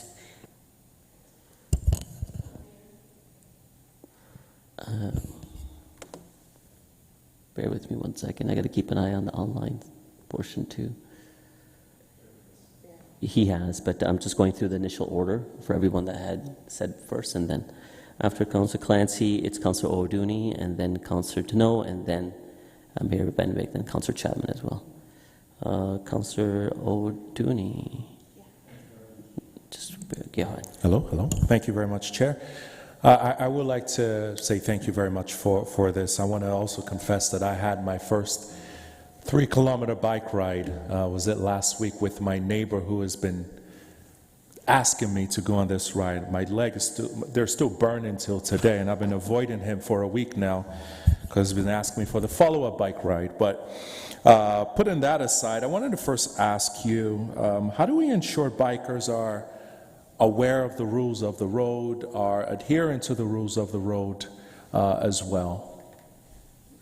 Through the chair, we do education on a variety of levels. We have information packages that teach the rules of the road for cycling that we distribute to a variety of community groups, high schools, newcomer groups, and that type of thing. We are also underway working on an education campaign in partnership with the City of Waterloo that would talk about safe cycling directly towards cyclists as part of our Vision Zero strategy, and we're expecting that campaign to be launched later this year or early next. Okay. Also, in my ward now, I'm further out from the downtown core, so you don't see many bike lanes in my ward necessarily. However, I'm a bit concerned. There's some parts of my ward where there is the regional road, like Bleams, and you know, people are trying to bike through those areas, but then there's construction going on. Nobody knows when it's starting or ending. What is the communication with the region so we're just on the same page around these constructions and things happening at the same time?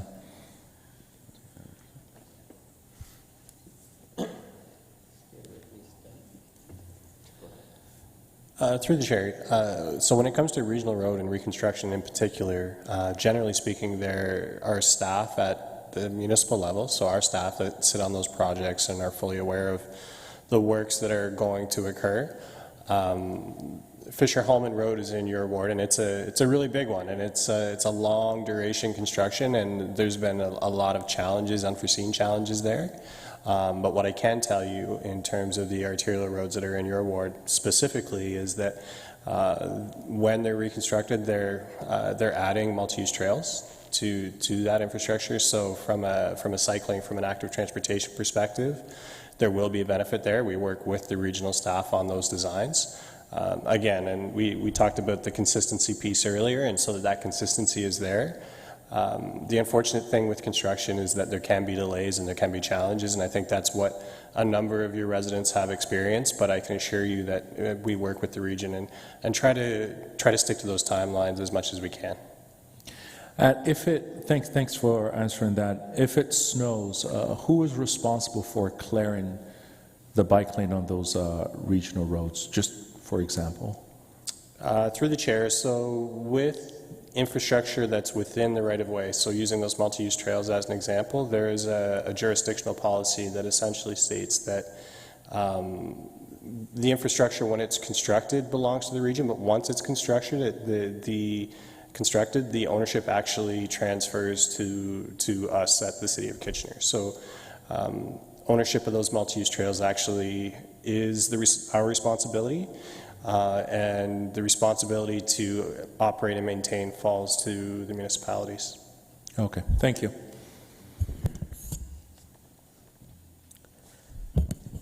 Councillor Donnell. Thank you, Chair Singh, and I just want to thank the staff for their presentation and all the delegates for coming out. And I'll preface by saying, you know, I'm glad that the Wilson Kingsdale Park, most of that trail had been paved. And it was great in the summer to see so many bikes, e-bikes, e-scooters, rollerbladers out there. You know, I look forward to the whole park being paved in the next few years, but for what has been done, it's great.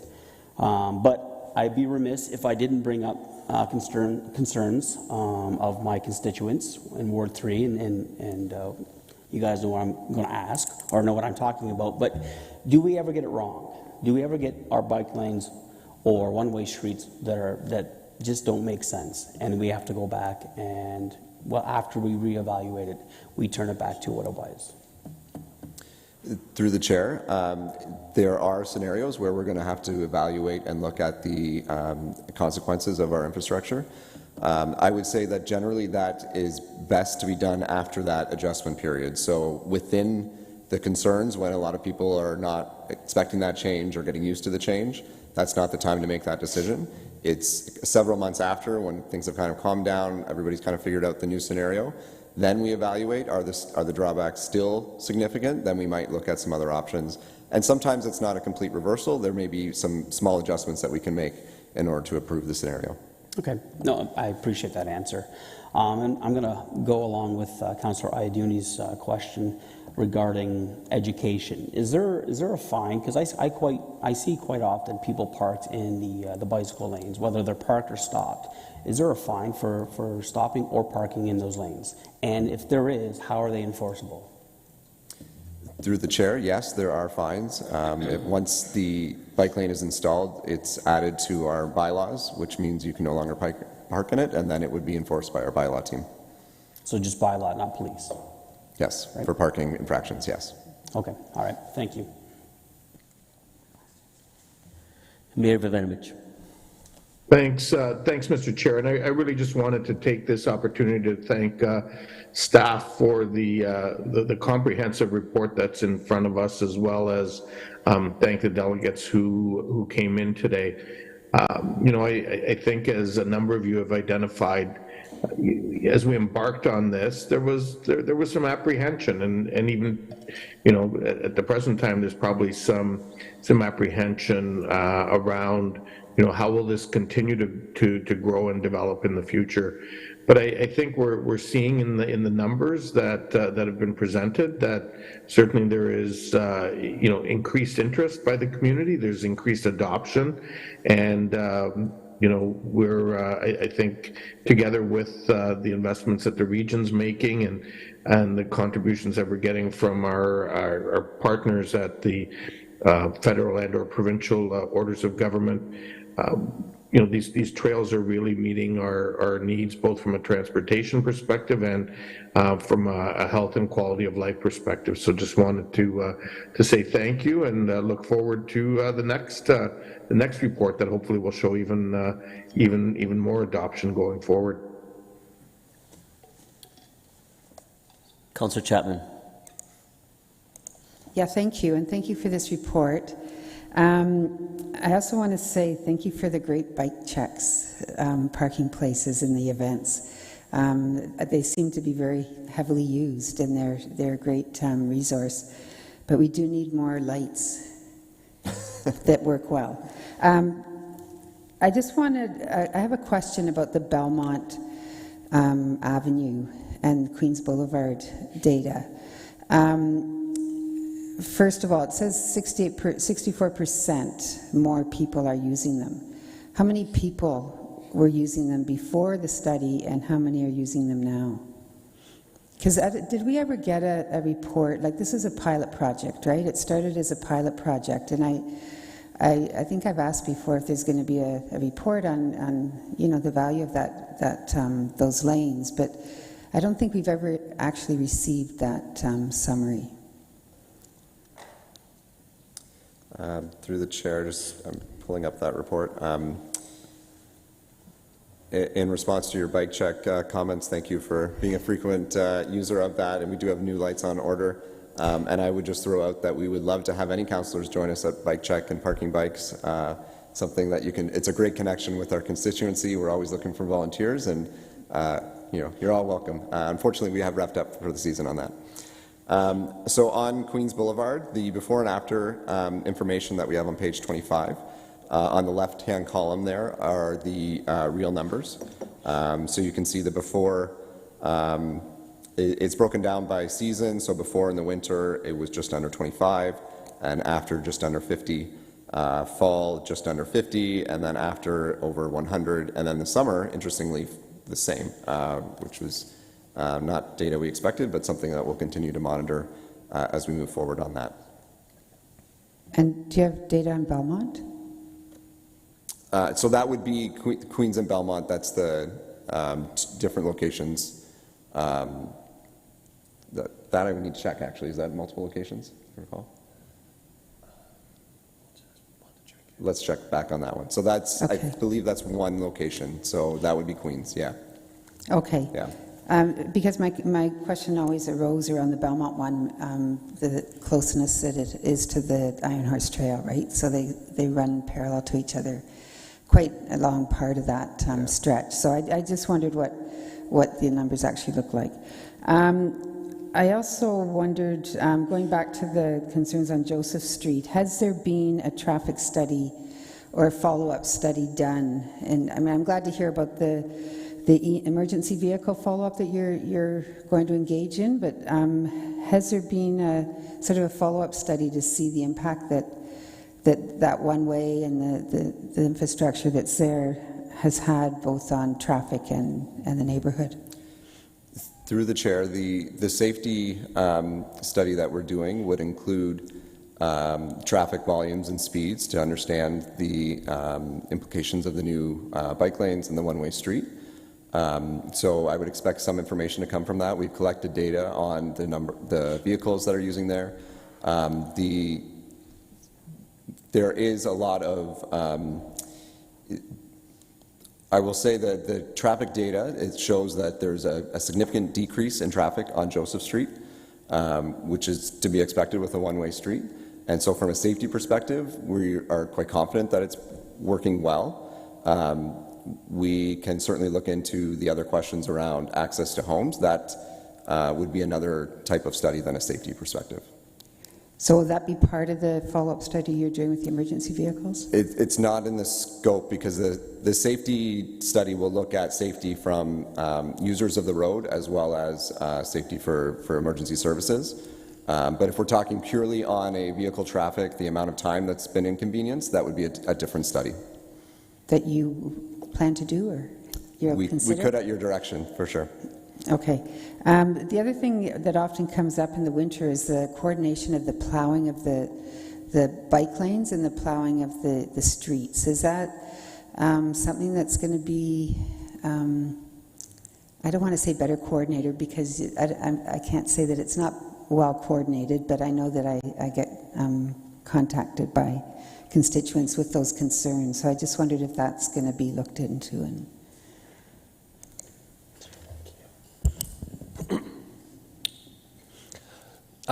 Through the chair, so we'll talk about the operations component first. And so operations is one of the biggest challenges that we tackled when we were initially looking at the design. So the design that is on Joseph Street was done with an operation lens in mind.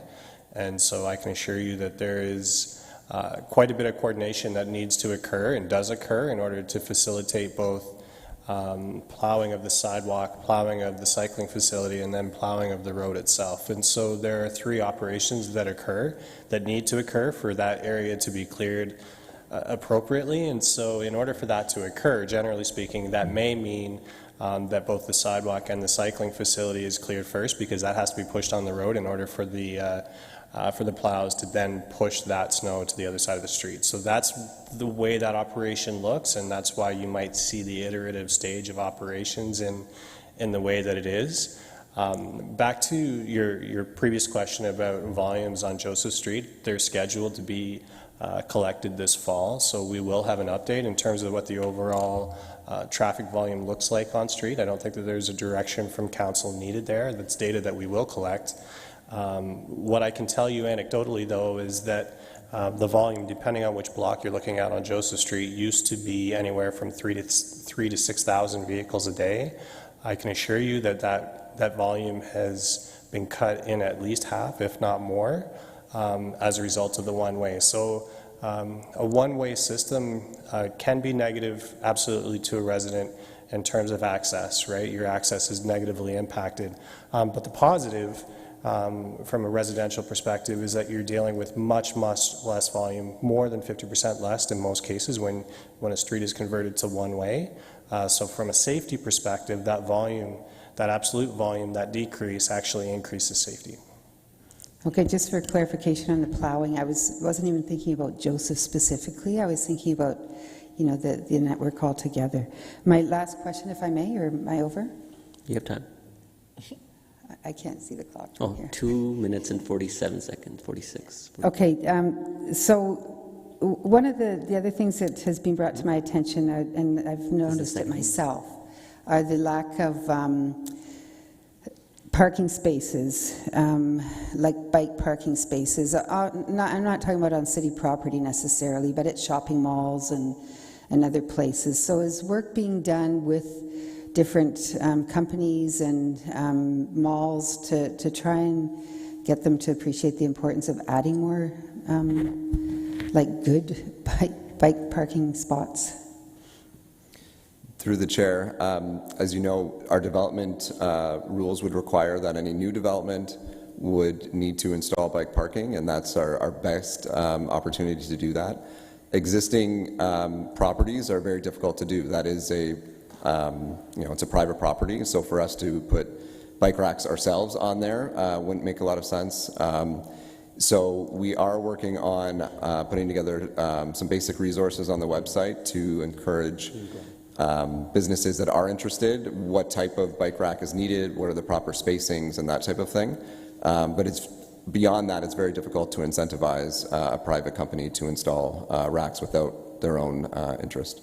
Right, I guess we just keep talking about it. Okay, thank you. All right, I think we're into comments now. I just had a couple of questions on my own. I'll try to be brief as possible.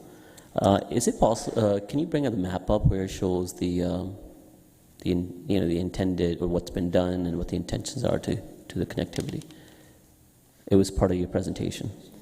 From the presentation? Yeah. Or it's just the staff notes for the on the agenda.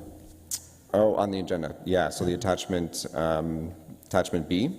Yeah, I think so. The new active transportation facilities. So that map that's showing, I don't know if Clerks is able to pull up attachment B, but the map that was with attachment B would be all the infrastructure that has been completed. There's nothing identified as future on that map. Right, and so that's why I was in a question. Just hearing all the delegates and specifying and hearing very different options of the necessity and need for dedicated bicycle infrastructure, while at the same time adequate adoption of new trails and multi-use trails or pathways across our city, so that we have a wider capture area. Just to identify one segment of this line, if you look at, you have the map before you, it may not be to the benefit of everyone else, but the hydro corridor coming from Fisher-Hallman, that's on Fisher-Hallman, and that's connecting all the way down, going through much of Ward 6, all of Ward 6 actually, and then it carries on to the block line at Cortland LRT station. Like, these are very adequate nodes of transportation where it can align with their existing policies for asphalting and winter maintenance, while at the same time this provides a off-the-road alternative completely, as opposed to having to compete and getting additional concerns of perhaps where road narrowing is required in some cases where we don't have to here. So how can members of council really identify these nodes and place them in point of interest in our next iteration of this plan? Through the chair, in the current plan, this is the 2-year update, so we did a lot of engagement, a lot of work with the community working group to prioritize our capital plan, and that prioritization included putting an extra value on access to schools, access to transit, commercial centers, employment, that type of thing. So our short-term plan, I think we want to continue to work at implementing that. If we were to reprioritize significant changes now, that would be, I think, losing some of the trust that we built with the community members during the master planning process. But we always take feedback, and I think what you can see in that map on attachment B is that there is work being done across the city. While we have a lot of focus on the downtown right now, you can see that there is an emphasis across the city. And lastly, I'll just mention the strategic plan item for citywide active transportation routes. I very much see that one as an opportunity to look at what's in our capital plan in the Cycling and Trails Master Plan, and let's look at connecting some of those across neighborhoods, across wards. That would be a combination of off-road and on-road. It won't be just one segment. It'll be looking at several neighborhoods, and we can do that for whether it's 1 or 2 major spines over several neighborhoods. That would be one of those action items that we will really prioritize that work. And I recognize that consultation has taken place, and the steps are being taken to, I guess, the implementation of that strategy. But as part of that consultation with the public, and this is more of a comment, but I'll make less of a comment afterwards. I hope that there would be ongoing dialogue with members of council. Not everyone is as aware in consultation with, when these sessions take place with staff, but we continue to hear it on a day-to-day basis, and we can recognize some of those key points as well. So on to comments. Councillor Johnston. Thank you, Chair Singh. And thank you so much, staff, for this great report. It was really interesting reading, and to see that you've acted on 24 of the 35 initiatives that you had put forward is pretty incredible. Over the, I think it was the last 2 years, has it been? It's hard to believe it's actually been that long since we first started talking about this. But Darren, when you and I were riding our bikes around the ward, as I thought back on it, one of my favorite parts was to ride on the new Henry Sturm Trail. And the amount of trail that we previously had in place, but that we've also decided to pave and make it that much more usable for people year-round really is incredible. And I wanted to give a special shout-out to Councillor Singh, because that, when we have our budget deliberations, is certainly something that you've always spoken about as being really important. That when people get used to using trails at a certain time of year, and then in the wintertime when they're not plowed, people aren't able to use them the same. So special shout out there. And all around, I think it's an incredible report. I talk often about active transportation and cycling in particular as something that's so important to our students. And thank you for your presentation tonight, and it really is a great equalizer. So this is exciting on so many levels as we see how we're moving towards having a better active transportation network. Thank you to staff for doing such a great job and for your passion about this too. It's really wonderful to see. So all around, great job. Thanks. Thank you, Councillor Johnston. Councillor Davey. Thank you, Chair Singh. Yeah, just by way of comment, I also want to thank staff for the work on this. I think we're all pretty much huge supporters of alternative transportation, but I also wanted to, not to put too fine a point on it, but I'm actually happy there was a counter delegation here today, because the reality is the views that he represented are not fringe minority opinions. They're a significant portion of our community is struggling with this still, and we ignore that to our own peril if we want our community to be progressive. So we need to bring those people along and make sure we continue to consider the impacts on them as we go down this road. No pun intended. On that, again, and I was actually, Councillor Johnson, I was going to say the exact same thing. Chair Singh's brought this forward before in the past. I think there are a whole slew of less controversial but also hugely important connections we can complete, especially with respect to schools. And again, speaking in my own ward, right, I've seen a number of stone dust pathways that get heavily used right around until winter rolls around, and then no one uses them anymore. So that's an area of improvement that I would focus on. And I heard your comments, Mr. Croft, that it is one of the priority items, but just to reiterate. The other, just two quick things I wanted to mention. I 100% respect Councillor Clancy, the connection to roads, but I wouldn't want to leave the public misunderstanding the investment in road infrastructure versus cycling infrastructure. Yes, you can't, comparing them is difficult, because in reality, my understanding is the actual cost of the asphalt in fixing roads is so insignificant. It's almost entirely, if not entirely, funded in most cases by the subsurface infrastructure, right? So, and to encapsulate that, in the 13 years I've represented Ward 1, we have not widened a single road, I believe, including the regional roads. In fact, we've only even reduced lanes on Lorraine. So whenever any new roads are put in, it's only because there's a new subdivision. This is not the way the City of Kitchener is going, and if anything, the investment. And meanwhile, we've added tons of new cycling routes in the ward that I represent. And on that final point, I just wanted to give some credit to the region. I obviously throw shade at the region when I think they deserve it, but they also deserve credit where it's due. The multi-use trails are amazing. No one complains about multi-use trails. There's a number in the ward I represent along Ottawa Street and Lancaster and Victoria Street, and they're absolutely amazing and they're so well used. So anything that we can do, I know they're really expensive, but anything we can do to sort of shift more towards multi-use trails where applicable is something that I think we would all hugely support. Thank you. Thank you. Councillor Clancy. Thank you. I feel like the staff have done a lot to get out in the media. Darren, you're becoming quite famous. So I do appreciate you trying to tell a story. I always joke that I'm the ambassador of Kitchener, and the thing I do with friends when they come and I try to convince them to move here is chuck them on the back of my e-bike and drive them around the spur line.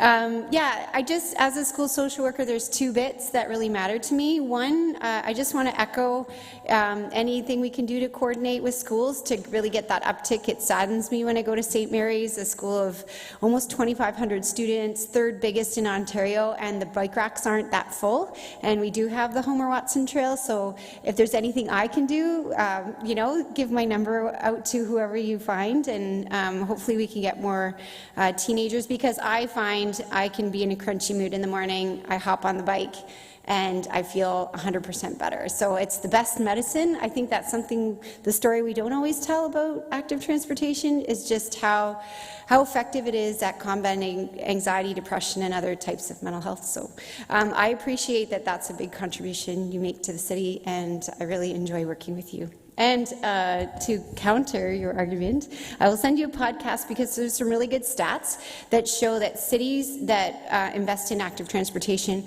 spend a far lower percentage in their transportation budget. So I'll send you that data. Yeah, thank you, Councillor Clancy. So I made a brief comment already, but I just want to add on to, I think, what Councillor Davey is trying to say. It's not necessarily an argument with anyone specific, and that's one thing from a local level that we don't engage in is in debate necessarily. It's more of putting our cogent ideas forward and representing the interests of our residents. And when it's the interests of residents, those are both bikers and those are also motorists. And when it comes to the infrastructure that goes into a road, it does come from a larger group that is paying into it through the tax base, where predominantly the majority of them tend to be more the motorists than the active transportation seekers. That too, on top of it, we are very fortunate and lucky to continue receiving, although it's not enough, and we hope to see increases in the future, but through the gas tax, which goes towards helping not just our roadways, but also our active transportation. So the actual motorists are also paying essentially for broadening our active roads network. So it's never in the interest or admin for us to pit the two groups together. It's figuring out how do we cohesively make this community work and make it better connected all around. All right, with that, I will. Mover, Councillor Johnston has moved it. All those in favor? Opposed? All right, that carries. On to the next item.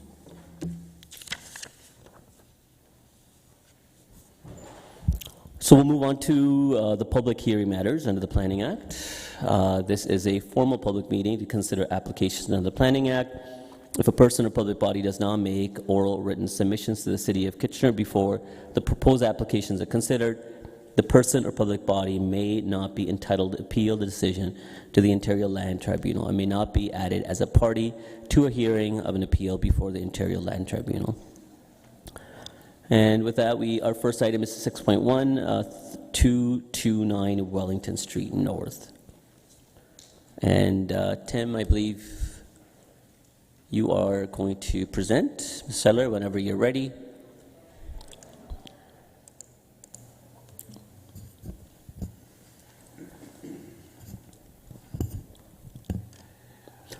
And to Ms. Rosa Bustamante, welcome back. It's great to have you here as well.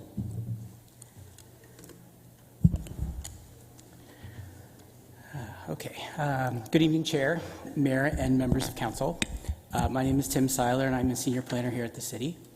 I'm here tonight to make a recommendation for approval of a zoning bylaw amendment to facilitate the development of an additional 13 residential units on an existing lot that currently contains a duplex dwelling. A total of 15 units would then be on the property. On this slide, I'll first discuss the site context of the neighborhood.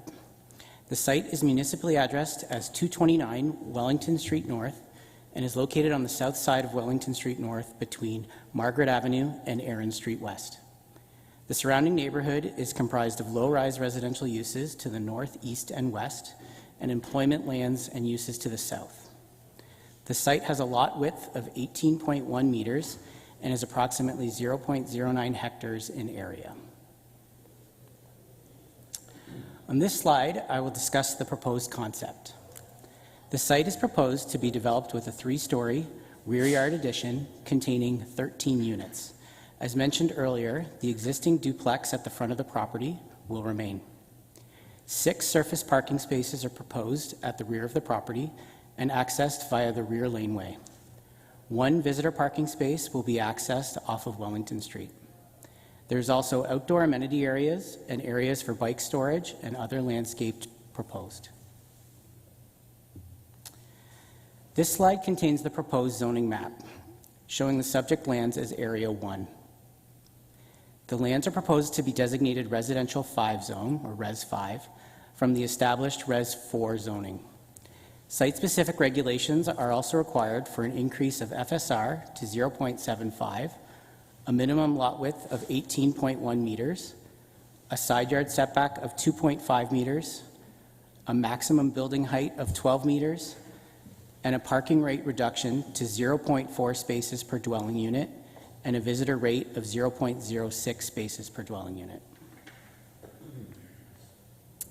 Now I'll speak briefly about the current opportunity with this application. The opportunity is to create 13 new residential dwelling units while creating them on an existing site. This provides gentle intensification within an established neighborhood with adequate municipal services. And the development will contribute to the missing middle and diversity of housing within the neighborhood by providing multiple dwelling in a low-rise setting. Here I'll summarize the details of the zoning bylaw amendment request to change the zoning to Res 5 to allow the use of a multiple dwelling of more than 4 units on the lands, and to establish site-specific FSR, height, lot width, side yard setbacks, and parking reductions as mentioned previously. In summary, the proposed application represents good planning principles and is consistent with provincial, regional, and the city's planning policies. That concludes my presentation, and I would be happy to answer any questions at the appropriate time. Thank you, Tim, and we're going to have the committee hold the questions of you until after the other delegations. We have Jeff Henry presenting first.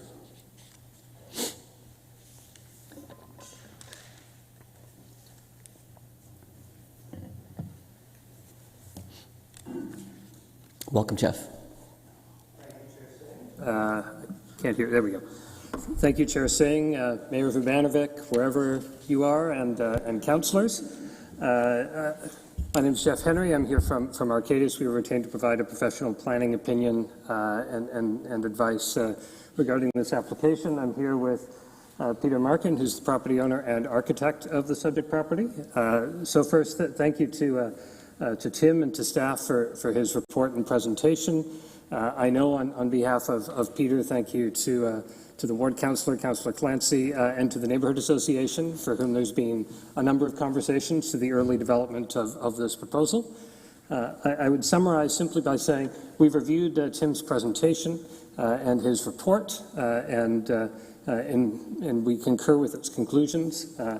In my opinion, the application that's before you is consistent with the policies of the provincial policy statement. It conforms to the growth plan for Greater Golden Horseshoe, the regional official plan, and the City of Kitchener official plan, and in our opinion represents good planning in the public interest. This is the kind of development that Kitchener is looking for in its existing neighborhoods, to be able to provide a range and mix of housing at different price points and different types that fits and is compatible with an existing neighborhood, including one that's in a cultural heritage landscape, whatever that will eventually mean through policy.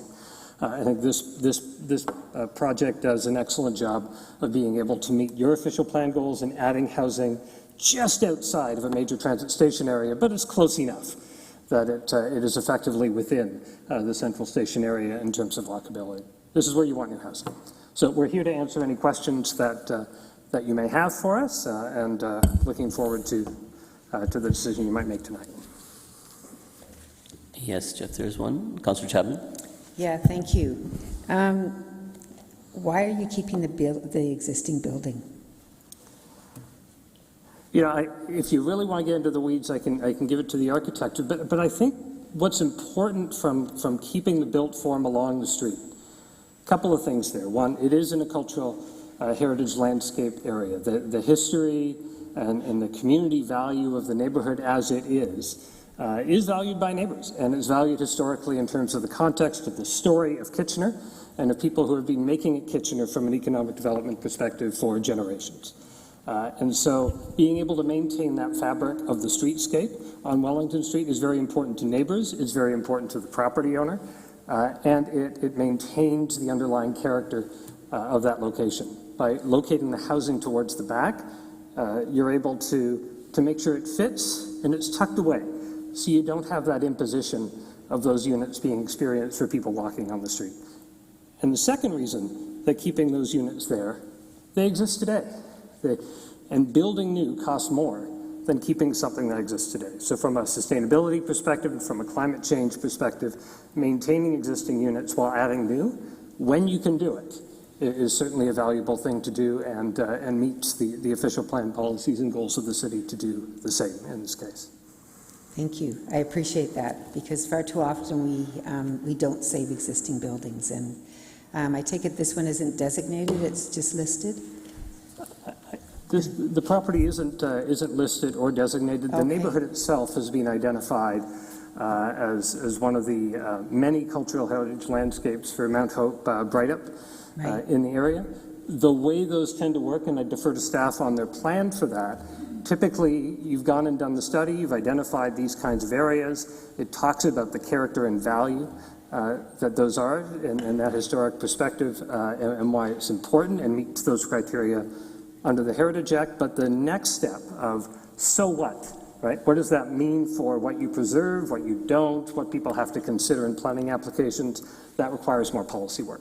Right.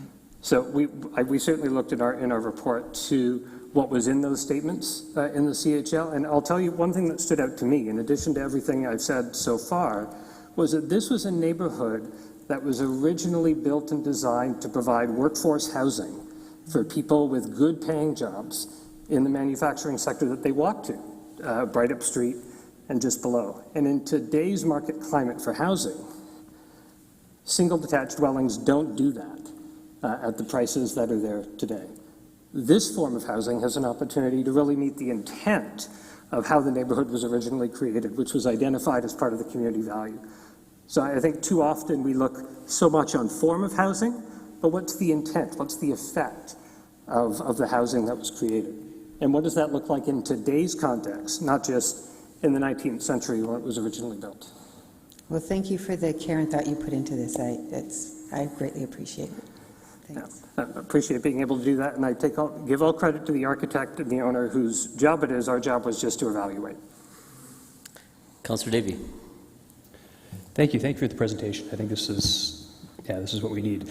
But actually, that's my question. Well, two questions, actually. The first off, we don't see many applications come through quite like this, and I was just wondering if you would like to comment in general with our housing supply crisis, how the process was to go through.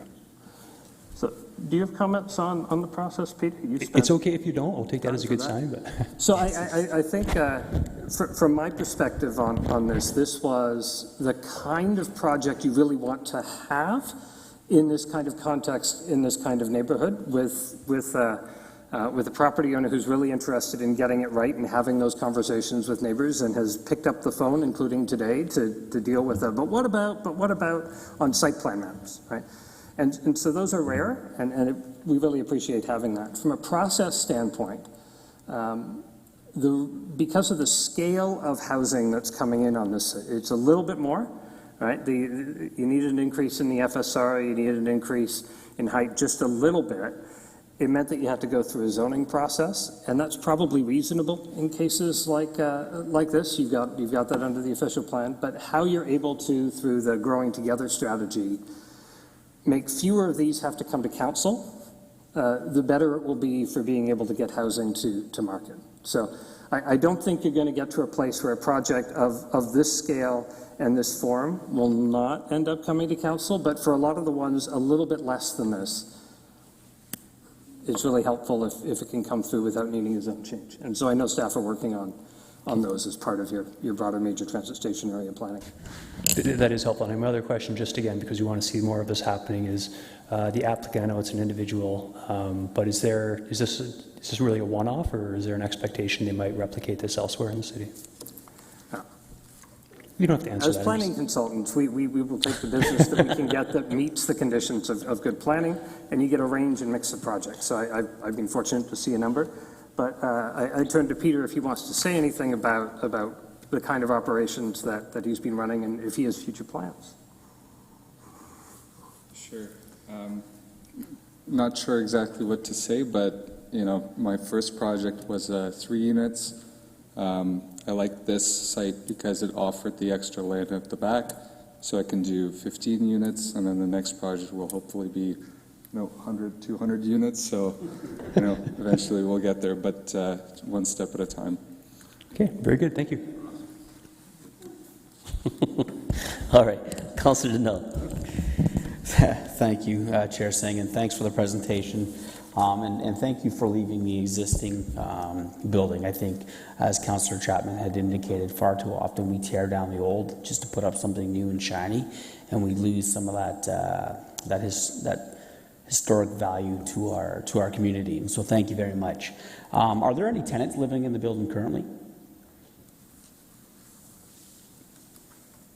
Yes, there's 2 tenants, 2 units, 2 tenants. And so while the construction is taking place, do they have to leave, or are they able to remain? We haven't figured that out yet. In an ideal world, they would stay. However, I've dealt with renovation with tenants staying in the building before, and I don't think it's a good idea. It's just there's too much noise, and so where would they go in the meantime then? Are they able to come back? We're not that far in the process yet. All right. Okay. All right. Thank you. Okay, that's all the questions from the committee. Any questions of staff? Seeing none, I'll take a mover for the item. Councillor Clancy, it's in her ward. Oh, there is a second delegation. I'm so sorry. Yes, John Berkeley. My apologies, John. I missed you.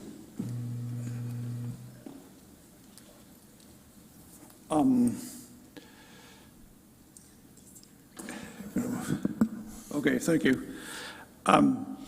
Committee, Planning Committee, my objection to the building is not the building that they're doing. It is your policy of dropping parking spaces per unit. It may seem like a good idea, but all of a sudden you heard about I was here for the committee with the biking. Almost everybody had a bike. But they also had a car. Now you're forcing these people who are tenants in these buildings, they become second-class citizens. They can never own a car when they're living in all these new buildings that you're okaying. Like we used 10 years ago, every building had to have a parking space and visitor parking space. And now all of a sudden, we're dropping less than 50% across the road. I just live 2 doors down. What are we trying to do? I don't understand the objective here. It's turning these people into prisoners in the city. They can never leave. You can say, well, they can go to Toronto. Well, but they may not come home because the train doesn't run at night. If they have relatives anywhere, they can't go. You can say, well, they can rent a car. But how many units have you now got that have no parking spaces? There is not enough cars in the rental agency to cover on a long weekend if they want to go to the beach or whatever. I think that you guys are going in the wrong direction. And I think you need to explain to everybody why you're doing this, because you're discriminating against the older buildings where everybody's got a parking spot, and here, no parking spot. Like, this is crazy. Doesn't make any sense to me. And every one of you guys here has a car and has a parking space.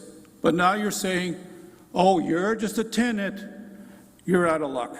after we got the first 4 or 5 parking spots or percents, you're out of luck. This is nuts. I don't know why you're doing it, and I would love to hear an answer from you, because you've already approved not hundreds, but lots of buildings.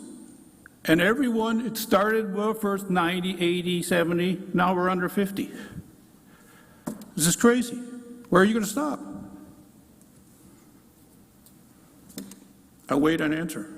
Well, no, you've stated, made it your delegation, then there'll be an opportunity for the committee members to ask questions of you for additional clarification, and I'll take a moment to answer your question afterwards as well, in case anyone else doesn't. Councillor Clancy. Oh, I was just going to speak. I know you wanted a bit of a response. So I've had times in my life where I had a car, and I've had times in my life when I didn't. I think what we're realizing now is that parking spaces aren't free. They have a cost attached to them in our housing crisis. Every time we add a parking space to a unit, we add a lot of money, and that makes it less viable for people to build those units. So I think, don't get me wrong, in some of the areas that aren't as well serviced by transit, we know that that's essential, but we're trying to help put a value on that piece of land, right? So I appreciate that it's uncomfortable and it's stressful to rethink how people move around, but I see people doing that. Like, I know maybe you're not having those conversations perhaps, but I do talk to folks. I know I have friends on Blucher. They have 2 kids and they've gone to no car. They do have a driveway. So, and we also have 2 big parking garages that taxpayers pay for because they're not making as much money. So it seems sometimes we don't want to build parking beside a parking garage that has spaces, right? That's not good for our overall city finances, and it's not good for land use. So don't get me wrong, it's not perfect, and I know there's some growing pains, but I think what we're trying to do is look at that piece of asphalt in certain spaces as a very valuable piece of land, and that folks can get parking in other ways, but it's an additional cost. You don't get me wrong, I appreciate it's a luxury we've had, right? I've had the luxury when I lived on Brandon Ave, you know, to have a parking spot when I needed one, and I didn't have to pay for it. But right now, in this time in history, we realize that that was a privilege, and that land actually is quite valuable, and we really need the housing, so we're trying to figure out where that balance is. I don't know if that helps. That's kind of how I'm learning about parking. And, you know, I'd be happy to have coffee with you and talk a bit more about how we think of parking, because maybe you have other points you want to share, but that's just my perspective. You're right, though, I do have a parking spot and I use it, but there's some trade-offs, right? Thank you for coming tonight and expressing yourself. I appreciate that. Thank you. Okay, that's all the questions from the committee. I was going to say something, but I think I'll let Councillor Clancy's comments rest. Thank you. All right, so that's, yes, now that's everyone. I'll take a motion that's through Councillor Clancy. All those in favor? Opposed? And that item carries. Thank you. And next item is the one that I had declared. So Councillor Chapman will take over.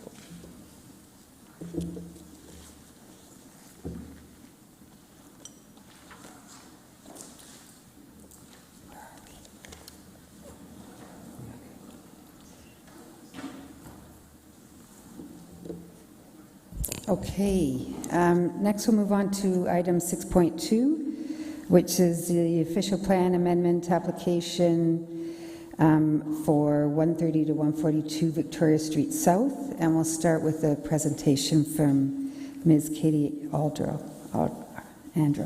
Sorry.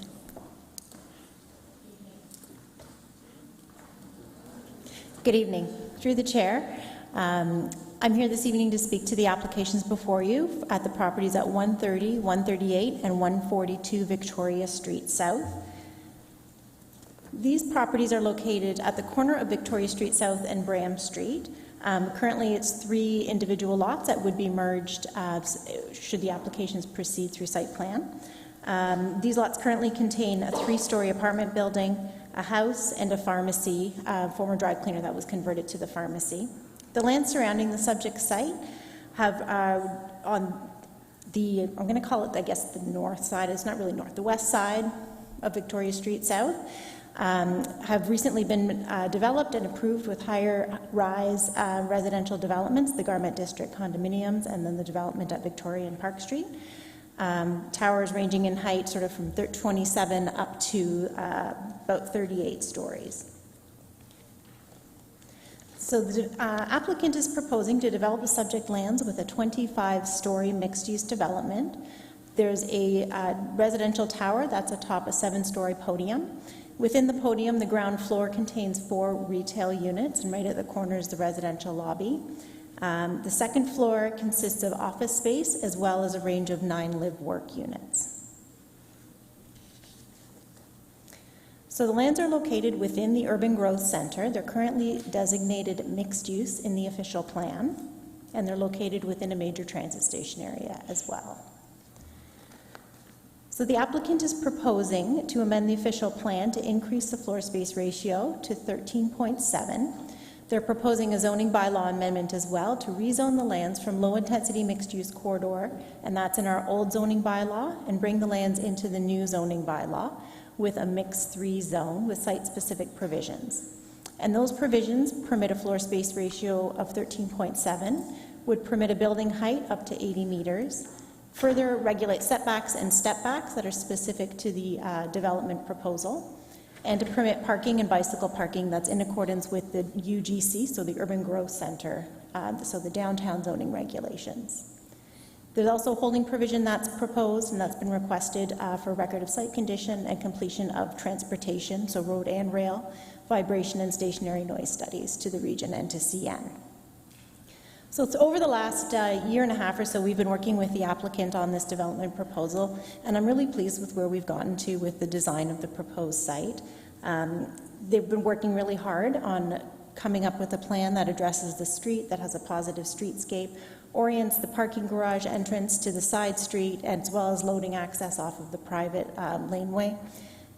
And staff are recommending that council endorse the development proposal that's contained in the design brief at the end of the report. So this is an opportunity to redevelop underutilized lands with a new mixed-use development, increase housing supply in the major transit station area, activate and improve the pedestrian experience along Victoria Street South, and provides a mix of uses that contributes to a complete community. Staff are recommending the approval of the official plan and zoning bylaw amendment applications. The amendments are consistent with policies of the provincial policy statement, conform to the growth plan, the regional official plan, and the City of Kitchener official plan, and represent good planning. Thank you, and I'm here to answer any questions that you might have. Okay, if council can hold off, we have a couple delegations. Yeah, thanks.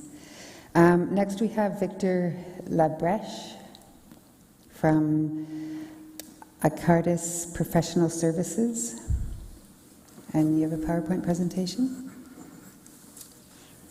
Thank you, Chair Chapman, members of committee, council, city staff, and public. My name is Victor Labrèche from Arcadis, formerly IBI Group here locally. We're pleased to represent this application on behalf of the local family developer of the site. I want to certainly thank staff, several city staff over the last year and a half, almost 2 years, as Ms. Vendrell has referred to. We've had at least three working sessions with staff, an information meeting, and then tonight a public meeting. So the next slide, please. Also would like to introduce Denny Paletti, who will speak after me, from Core Architects, the architectural lead on this development. Also Chris Uchiyama from Letourneau and Associates, Heritage Consultant, and Erica Bailey from Paradigm Transportation. So the proposed development is mixed use, 25 stories with a 6-story podium and 19-story tower above that. In total, there's 249 dwelling units. We've increased the 3-bedroom units and the 2+ den bedrooms within this at the urging of city staff and in earlier discussions with the local councillor as well. The mix represents 3-bedroom units, including 2-bedroom plus den of almost 40%, 1-bedroom plus den of 37%, and then studios are 24%. There's shared office space on the second floor, 4 retail units on the ground floor, amenity space on the 7th floor that provides access to the outdoor amenity patio above the podium. There's underground parking of 27 spaces, 2 levels of underground, as well as 249 storage lockers for bicycle parking, and that meets the bylaw requirements, and that's located both on the ground floor as well as the underground area. Next slide, please. I won't go through all of the entirety of these slides because I realize time was critical. The slide here indicates the site-specific regulations we've applied for that Ms. Andrell also went through. The official plan amendment is site-specific exemption for mixed-use designation permitting a floor space ratio of 13.7. Next slide. The site is located, I would call it on the northwest corner of Victoria and Bram Street. We have the Glove Box development to the east, as well as the Dove Capital development to the west. And this is sort of the missing middle between those projects, if you will. Next slide. Broader context of the surrounding neighborhood. Next slide. Application submission was in December of 2021. So we're coming on close to a year, I would say, or sorry, 2 years. I would say, again, we worked well with city staff and neighborhood comments. Neighborhood information was in July of last year, addressing comments for better part of a year. Second submission was in June of this year, and then tonight with the public meeting. Our approach on the overall matters relate, next slide please, planning, heritage, and transportation. On planning, of course, we reviewed the the provincial policy statement, the growth plan, and the official plan, as well as the requirements of your local official plan to meet all of those objectives. It's in an urban growth center. Next slide. Major transit station area. And next slide, please. And next slide, please. Those planning rationales were contained within our resubmission and an addendum planning justification report. Heritage matters were dealt with Le Tourneau and Associates. Again, Chris is here to speak to any related questions on that, and Mr. Paletti will detail as well the heritage imprint within the building. Transportation was studied by Paradigm and justified in their submission reports, and as I noted, compliance to the bylaw in terms of bicycle requirements. Next slide. If we can skip a couple more. Next, please. This lists what the public comments were, but we would note that this is covered well within the city staff report, so we'll move along. Next slide, and one more, please. The planning support overall and conclusion, as detailed also in the staff recommendation report, we had regard to your official plan policies related to complete community, urban structure, the land use designation, the parts plan, neighborhood planning review, growing together, parkland considerations, urban design, public health and safety, transportation, housing, sustainable, and cultural heritage. At this point, I'll turn it over to Mr. Paletti, the project architect, to detail more of the building. Thank you. Okay, thank you. Mr. Paletti? Thank you very much.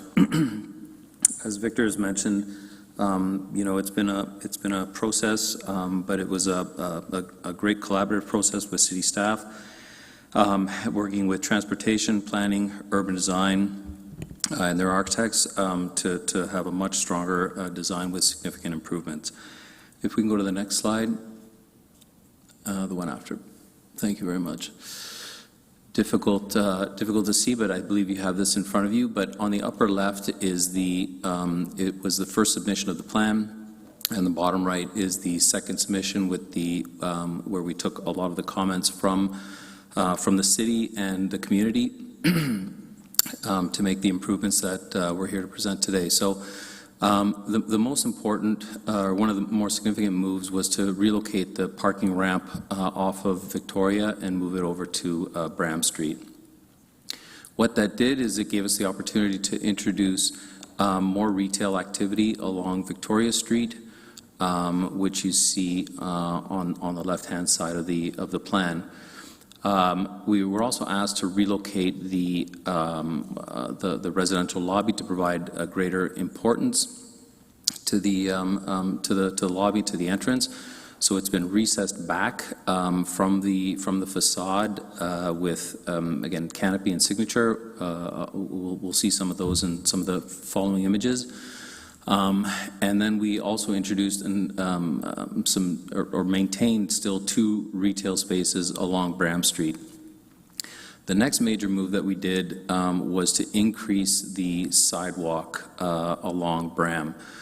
And we did that by recessing the ground floor. The upper part of the building remains where it is, but that recess, or that cantilever, is 2 stories high, which is roughly about 8.3 meters in height from grade. So it's a significant height, and we've increased that sidewalk to anywhere between 5.06 meters to 6.76. So it's quite a significant increase in width for pedestrian movement, and also being able to activate the street. We have located 4 trees along Victoria Street with the appropriate setback to the below-grade parking to allow for the necessary soil volumes. We've also introduced a 5-meter by 5-meter daylight triangle at the corner of Victoria and Bram to improve the safety. We also have the 3-meter by 3-meter visibility triangles exiting the parking ramp, again for safety. The other comments that we did here was adding some bicycle parking. So we have bicycle parking at grade, and the small little image is the Heritage Building that's that's along Victoria Street, which we are removing. We're putting a high definition image on the glass, similar sort of treatment that has happened elsewhere in the city. And behind that is retail space. Next slide. I won't spend much time on these slides. I'm running out of time. But if we go to the next slide and the next. Now, the following images are really, that was the one. The following images are really some of the renderings. Do we have that? Do we have that image? There we go. So you can see here the introduction of the heritage element, and we're reusing the bricks on feature walls within the lobby. So we're reusing some of those materials in the interior of the building. But you can also see the raised element along Bram Street, the 2-story height with the retail. Next slide. This is just another view looking towards Bram Street, and again on the corner you can recognize the entrance to the residential lobby, as well as the 2-story volume off of Bram. Next slide. Can you wrap up? Yep. This is, I think, the final slide, but this is the image along Victoria, which pretty much describes what we talked about earlier with the heritage element, retail, and the sidewalk widening along Bram Street. Okay, thank you for your presentation. Questions? Councillor Michaud, did you have a question for staff or for the delegate? Okay, go ahead.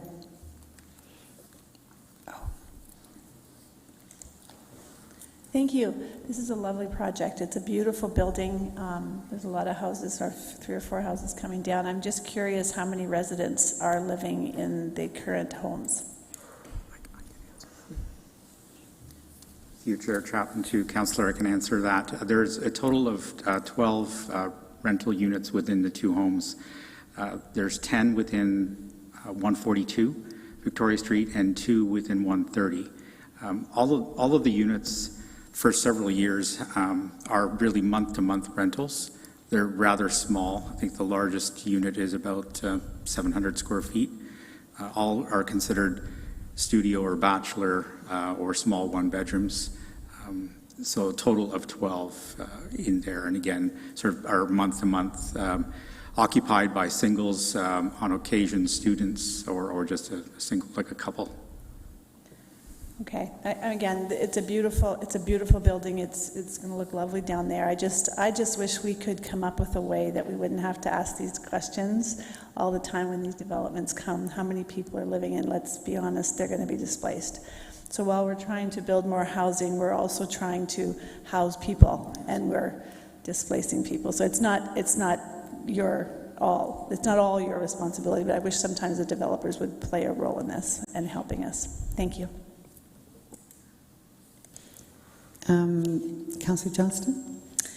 Thank you, Chair Chapman, and thank you for the presentation. I think this is a really good use of underutilized property that is there, and we'll be able to house a lot more people by doing these buildings. They're beautiful. I love the heritage piece on the outside.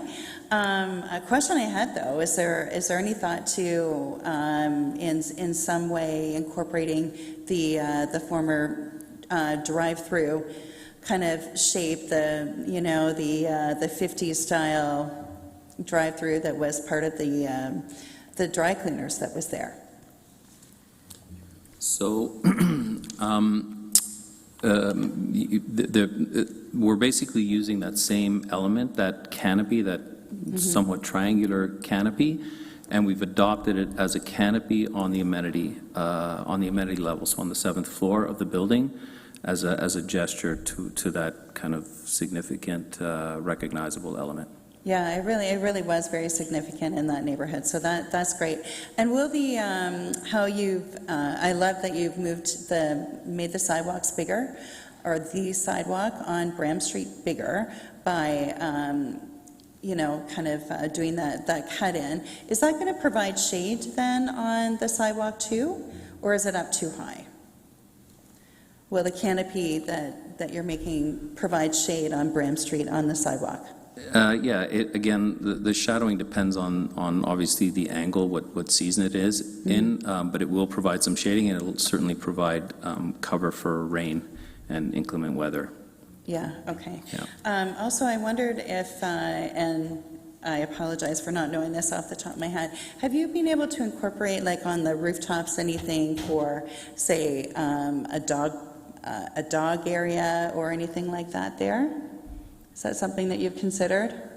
Currently, we haven't. I know that there are some parks in the area that are close by, but right now on the amenity level, some of that roof space is private outdoor terrace for some of the residents on that floor. Okay. The remainder, which is the amenity, the public amenity for the residents, has a dining room, has a barbecue, has a fireplace, a lounge area.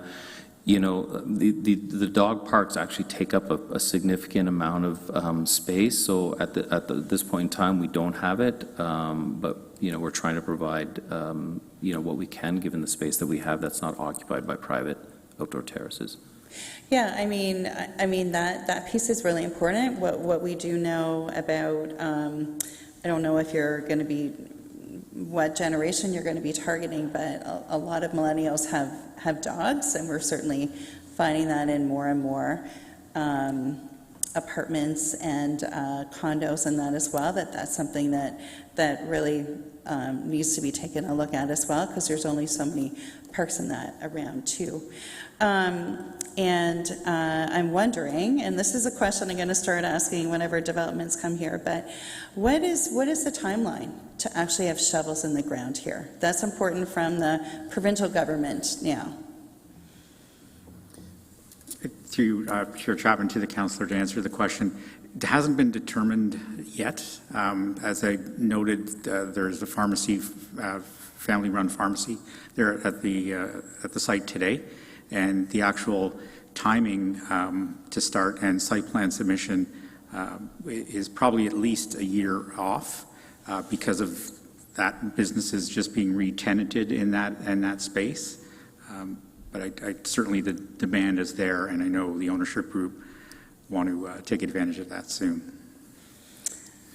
Yeah, I appreciate that, and those are the kind of answers that we need on our end now in terms of being able to get things shovel-ready. So, thank you. Thank you. Thank you for your questions. Councillor Clancy.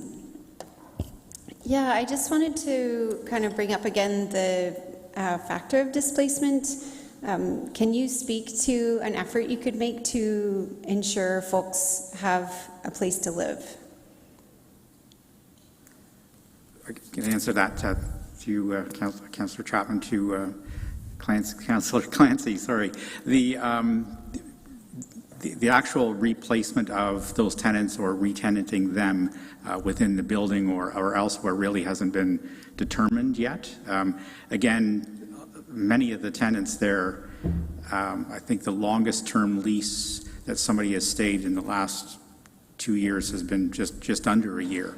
There's a fair bit of turnover, and it's sort of month-to-month situations within the building. So in terms of relocating them, it's certainly something that I know will be regarded at the time, and I know there are policies that are happening at the provincial level that may further encourage that. But at this point, it's not something that is been really dealt with the current tenants, mostly because the start of this project is at least about a year away. I just wonder, could I ask staff, is there any wiggle room in there? Can we hold questions for staff till after the delegations? Yeah, okay, I have another question for the developer. I also wanted you to speak to sustainability. We're looking at a heat island in Kitchener, as our extreme heat days grow. Is there a plan to ensure that the roof can handle solar panels, that the glass windows won't mean that units are extremely hot in the summer and extremely cold in the winter? Have you given thought to some sustainable ways of building? Because, we're supposed to be at, 50 by 30 in the next 7 years, and, just looking to see if you've put thought into this shift we're seeing in the world. So, it's a two-part question. First of all, the building code standards today ensure high performance, thermal performance on the envelope, including the roof, walls, that we have to comply with. But these are really kind of questions and elements that we will be working through the site plan application process. Okay, great. I'd love to hear about that. Because in my perspective, the building code is a very low bar. I appreciate efficiency, but I think it's not necessarily cutting edge in many ways. So I hope you'll kind of shoot higher. I know Vive Development just put in a project that got some funding and put in lots of heat pumps, and I applaud them for looking for ways in which they can work with levels of government to incorporate these things without jeopardizing the project. So thank you. Thank you. Councillor Davey.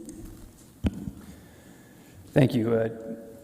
Question I think I'll be asking more and more about projects that are within the major transit station areas is I noticed actually there's no mention of affordability or affordable housing, which is fine, you're not obligated to. But my question is, that I'm going to be asking probably going forward for a lot of developments is there an interest or an ability at this point from the proponent to look at additional density in return for perhaps some additional community benefit by way of perhaps affordability or environmental concerns at this point, or are you just locked in on the plans before us? Thank you, Chair Chapman, to Councillor Davey. We certainly have discussed it in the last couple of months in that regards, and really the project elements and the developer owner in this case is focused on having this building built the way it's been designed. Considerable efforts have been put into it by core architects. They're very, very pleased with it. it certainly will stand out. I think, as some councillors have said here, it's a very beautiful looking building. It'll be ensured to be that way through site plan control, of course. And the owners really like it the way it is and not interested in increasing the height around what you've asked. Okay, in this environment, I had to ask, but thank you. Yes. Okay. Councillor Deneau. Thank you, Chair. I want to say I really appreciate the almost 40% of the 2+1/3 bedrooms. I think far too often new developments are lacking those family units, and I think I want to applaud you gentlemen for having that high of those particular units. I'm going to go back to my colleagues' questions about the rental units that are currently there, and you talked about their month-to-month. Are there any long-term leases currently signed of the people that are residing at those two buildings? Through the chair to you, Councillor. Short answer is no. There is no long-term leases signed with the existing 12 tenants. All of them are month-to-month, and that's the way it's been for several years. Okay. Help me if I'm wrong. How many parking spots are there? Chair, to the councillor's question, there's 27 parking spaces that are under the 2 levels of underground parking. Much of the underground parking, actually, particularly I think on the first level, is bicycle parking and storage lockers, but a total of 27. At the back of the building off of the laneway, which I failed to add, we worked very closely with Dove Capital to ensure accessibility rights to that laneway at the back, and it's been secured through committee of adjustment through a registered easement. And airspace rights and all of that, crane and all of those things were worked with our adjacent neighbors. In the ground level to the back, there are 2 short-term parking spaces as well as loading space that comes off of the rear lane. Okay, so of the 27 parking spaces, are any of them EV stations? Or is there any EV EV spots for bikes or scooters? Through the chair, to the councillor's question, that is really a site plan detail, and I know being through mid and high-rise developments in the city, your zoning bylaw requires 20% of parking to be EV ready, as well as encouraging beyond that. And now, I think as you asked about electrical bikes, scooters are becoming more popular.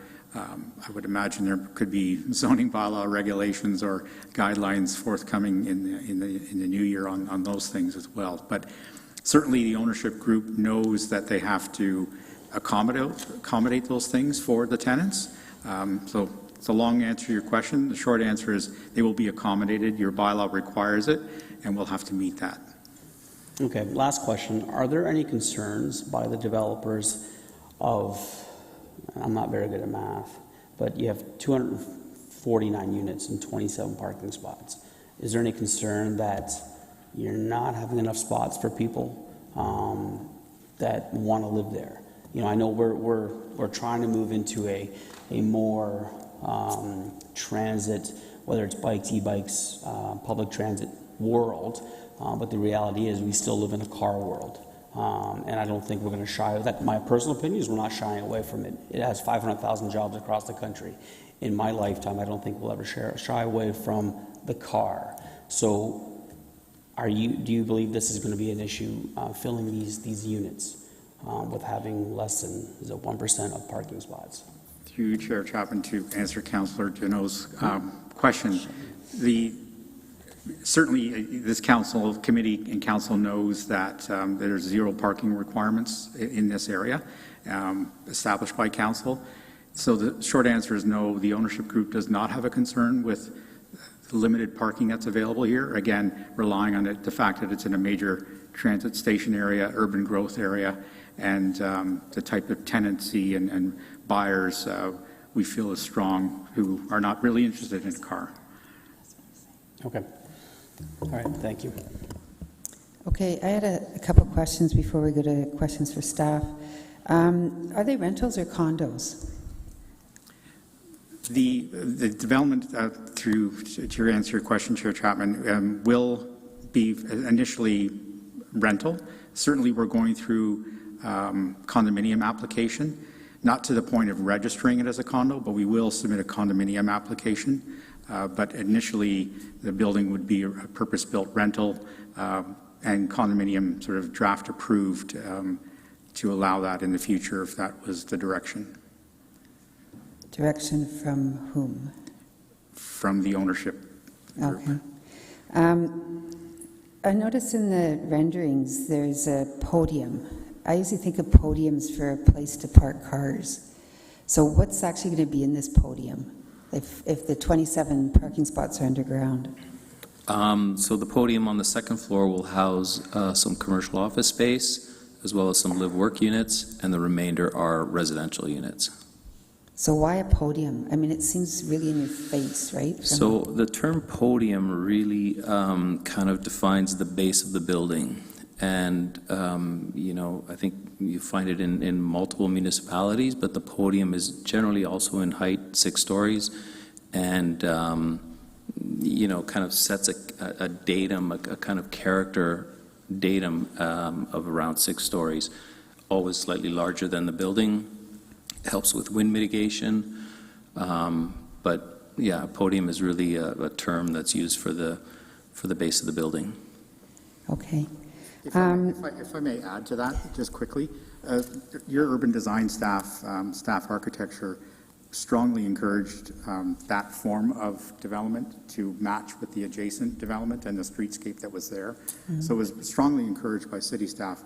I understand the question that you're asking about a podium traditionally around here has been parking spaces. But I know Mr. Paletti and other places build it that way. Either it could be parking or it could be just higher ceilinged, you know, units inside, and that's what the case is here within the first 6 stories. Okay, thank you. The June 7th Heritage Kitchener meeting, there were, according to the report, there were some unanswered questions about what features would be salvaged and reused. Can you tell us the response to that question now? I mean, that was back in 2022 that question, I guess, was asked by Kitchener Heritage. Do you have a response to that now? The brick. Yeah. I mean, for the time being, and you know, I guess it could also be a site plan application question, but currently we're reusing the bricks within the interior of the lobby. So the exterior of our lobby is highly glazed, and we have some feature walls on the interior where we intend to reintroduce that brick into the interior of the lobby. Okay. And another detail that came out from, I guess this was Heritage as well, but this is in May 24, 2022. It said staff would like the applicant to explore the opportunity of integrating 142 Victoria Street South into the proposed development rather than demolishing. Those are my words, rather than demolish. But since the building meets the criteria for designation under OREG 9.9/6 and is one of the oldest apartment buildings in Kitchener Centre. So back then, in May 2022, they were asking that the existing apartment building be integrated into the build. What's happened since then that we're now here talking about demolition? Could I have Chris Uchiyama respond to some of this, but what's happened is really Bill 23 came into effect, changed the criteria for heritage evaluation, and my understanding that the building met one of 6 criteria, and again, because of provincial changes, the building was not required to be saved. But I can let Chris speak to that further. Yes, thank you. Through you, Chair. So as of January 1st of 2023, Ontario Regulation 906 under the Ontario Heritage Act has been amended, and with that amendment, properties no longer need to meet just one criteria in order to be eligible for designation. They're required to meet two criteria for designation. So the property based on the evaluation meets one criteria. It meets criterion 1 as a representative and early example of an Art Deco apartment building for the local area. So it's no longer eligible for designation as of January 1st of this year. There were irrespective of that, there were other engineering concerns that led to the decision to pursue looking at whether or not there were alternatives to just facade retention, particularly as it relates to the underground parking and the location of where that facade is.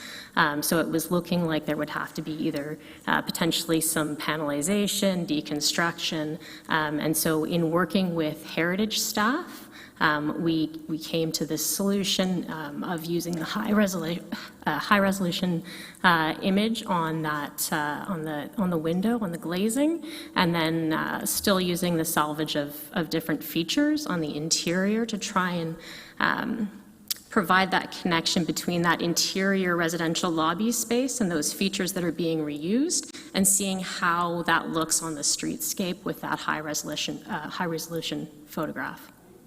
Okay. I'll go back and look at the report because I thought there were more than one. I thought there's more than one criteria that was met, but that's fine. I didn't write it down. So, thank you. Any questions for staff? I think that's all the questions for you. Thank you very much. Thank you. Any questions for staff? Councillor Clancy? Yeah, I just wanted to follow up on the question of displacement. I know in our ROP 6 that was something that was kept, even though Minister Clark changed a bunch of things. I know we haven't translated that to our bylaws. Can you give us an update, Mr. Stevenson?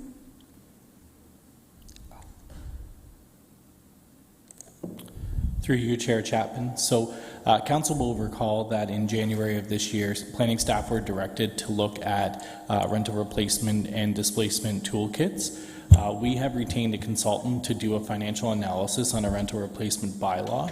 The regulations, as you point out, Councillor Clancy, in the regional official plan continue to exist. However, with Bill 23, there was an amendment to provincial legislation that allows the minister to make regulations on rental replacement bylaws. We have not seen any regulations from the province in that regard, and we are continuing on with our work. We are engaging with our lived expertise working group this week on our rental replacement bylaw, and it's our intention to bring an update to council as planned in December of this year with options for council to consider. Is it possible for, I know staff have a lot on their plate, but is it possible to carry on that conversation between now and council with the owner and developer about this issue? I know in other developments we've been able to kind of discuss. I mean, we've seen a tripling of homelessness. It costs cities and regions like millions and millions of dollars, and I just think I feel like there's a downloading onto cities and municipalities, and it's costing people's lives. So I think there's a moral responsibility, and I don't mean to put all that on you, but I wonder if you could do me the honor, I suppose, of continuing that conversation with the owner and developer, as we have done over the past many months, about the well-being of the people who live there and consider this home. Yes, through you, Councillor Chapman. Certainly that is an important conversation that we have with every single applicant on every development application. You know, we know that new development applications often mean new housing, but there is importance to recognize a relocation and replacement housing as well. So it's something that we continue to talk about and pursue options. Some developers have proposed certain ideas that have worked for certain tenants, and we certainly share those experiences and those lessons learned with applicants, and we'll continue to have that conversation. Thank you. So would it be okay to ask for an update when council meets again and this property is on the agenda? Is that okay if you could share an update? Through you, Councillor Chapman, I did hear the applicant team and the ownership group discuss today that they may be a year away from making some of those decisions. They indicated that there were some leases for the current building, so I don't know that I'll have an update within the next council cycle. What we've committed to do is to bring options to council at the end of this year to explore citywide for all development applications, and I would suggest that would be the next time we could provide an update, but we'll offline continue to talk to the applicant. Thank you. Councillor Johnston. Thank you, Chair Chapman. And many council members and myself attended the recent Association of Municipalities of Ontario conference where Doug Ford announced that as part of the More Homes Built Faster legislation that he is looking to have or to financially incentivize municipalities who are able to get developments done faster and more shovels in the ground. And that really matters now. What are we doing and how can we be working with the development community on this particular development and others to ensure that that we can help move that forward? Is there something that council can be doing?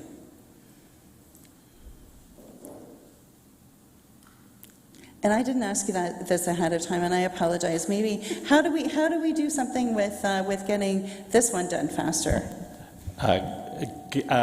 Councillor Johnson, I'm happy to answer your question. I had to look to remind myself what this current funding announcement program is called. So the Building Faster Fund, which was announced by the Province of Ontario, is something that is in the early stage. We intend on meeting the requirements, and we'll provide an update to Council when we're prepared to do that on the fund. There will be some strategies across the board. What I will say is that we've been recognized by the Premier and as well as the outgoing and the current Housing Minister as a planning division in a city that has been a leader in streamlining development approvals and getting projects across the goal line, and we're going to continue focusing on that work. We know that with our development services review that we were able to streamline and fast-track development review processes, and we're pleased with the results, but we're always looking for continued opportunities to improve our process and to reduce redundancy. So whether there's a fund allocation or not, we're committed to that work, and we're going to continue to do that. But if there is funding available to be rewarded, that's something that we will provide an update to Council on, and you can be sure that we would be making application. Yeah, thank you. I mean, you're right. I know that we were recognized for having, I believe, between March and the end of August, that we had put in 27% of the approvals that we need to do, which is great. And as we move forward, we're going to be doing more of those. I think the key now will be to ensure that as we work with developers that we're helping them to, and which we always have been, staff, absolutely. Please don't get me wrong for asking this question, but whatever we can as a council do to help make that happen is going to be really important, and thank you. I don't see any other questions for staff. I'll just ask you the same question I asked the developer about, or the representatives for the developer about the heritage component in the heritage building. Because I seem to recall that there was more than one element that qualified it for heritage designation. Not that I think it needs to be designated, but that it was listed and it had more heritage components than just one. Go ahead. Oh, sorry. Speak? No. So, through you, Madam Chair. In reviewing the Heritage Planner's comments, it looks like they had identified also that just one of the criteria of designation had been met, so that it wasn't possible to designate the property. But the applicant is doing a lot in terms of conservation of that building, and conservation can take many forms. So in this case, there'll be measured drawings, photographic documentation, the inclusion of the imagery on the building, as well as salvaging different materials, reusing them, plaquing. So lots of different things to help to commemorate, to reuse those materials so that the memory and the impression of that building isn't lost through the redevelopment proposal. Okay, thank you. And is there any tool we have to require that the EV-ready parking spots be actually EV parking spots, not just ready? So through you, at this time, the zoning bylaw requires that those spaces be EV ready. Any that are required to meet commercial parking, I think like 2.5%, so maybe one has to be installed.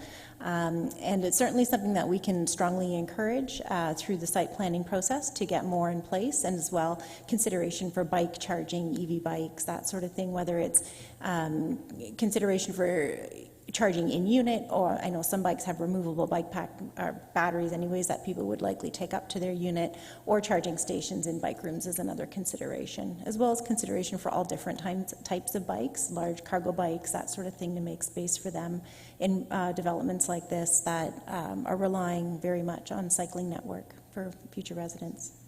Okay, thank you. Just one last question, and it's more general, but there was a lot of feedback from residents, and I know a lot of the feedback came in 2022, but what things have been considered or adopted in the latest iteration of this proposal that came from residents' feedback? So some of the considerations, I mean, we clearly heard a lot about traffic, and I think that one of the clear responses is that with very low amount of parking, there isn't going to be a lot of traffic generated by the development application. We heard questions about increasing the range and the type of units, and the developers responded really clearly to that by increasing the number of units that are geared to larger household sizes, so 2-bedroom plus den and 3-bedroom units. That was something that we heard. We heard concerns about shadowing, and so I think I included the shadow diagrams. And the shadows for this development really are cast towards the Bram Street yards and the train tracks. So that's something that shouldn't be a concern to existing low-rise residential neighborhoods on this other side of Victoria Street. We did hear concerns about parking, and particularly a lack of barrier-free parking. I remember one resident really was speaking about that, and so one of the things that we've done, and the applicants agreed to really increase, based on the proportion of parking being provided, 3 of those parking spaces of 27, they're volunteering to sign as barrier-free, which is well above the minimum requirement. So that ensures people that do have barrier-free parking needs have a larger proportion of spaces that are reserved. And stopping of vehicles on streets, like delivery vehicles and stuff, was also heard as a concern. And so we've created 2 loading spaces. The applicants created 2 loading spaces off of the private lane, which would be useful for contractor vehicles, Amazon delivery trucks, that sort of thing, so that they don't have to pull over on Victoria Street and block traffic. So we've accommodated a lot of those sort of technical design things that we heard. Okay. I say we, the applicant did. They've responded. Okay, thank you. Thank you for that. Can we get a mover for this item? Councillor Johnston? All those in favour? And that passes. Thank you. You're up.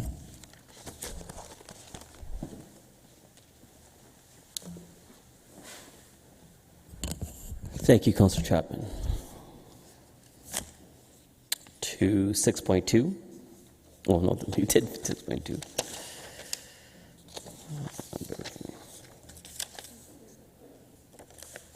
6.3, official plan amendment for 332 Charles Street. Mr. Dumart, I think you're presenting first.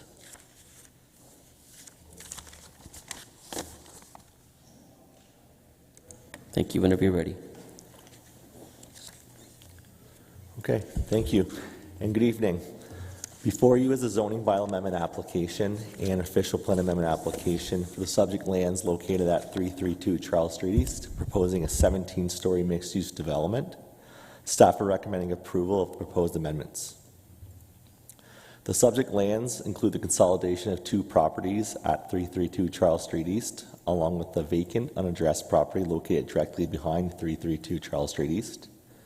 The subject lands are rectangular in shape and have frontage on both Charles Street and along Betzner Avenue, and are located approximately 250 meters to the Kitchener Market Station stop, which is a 2 to 3 minute walk from the subject lands.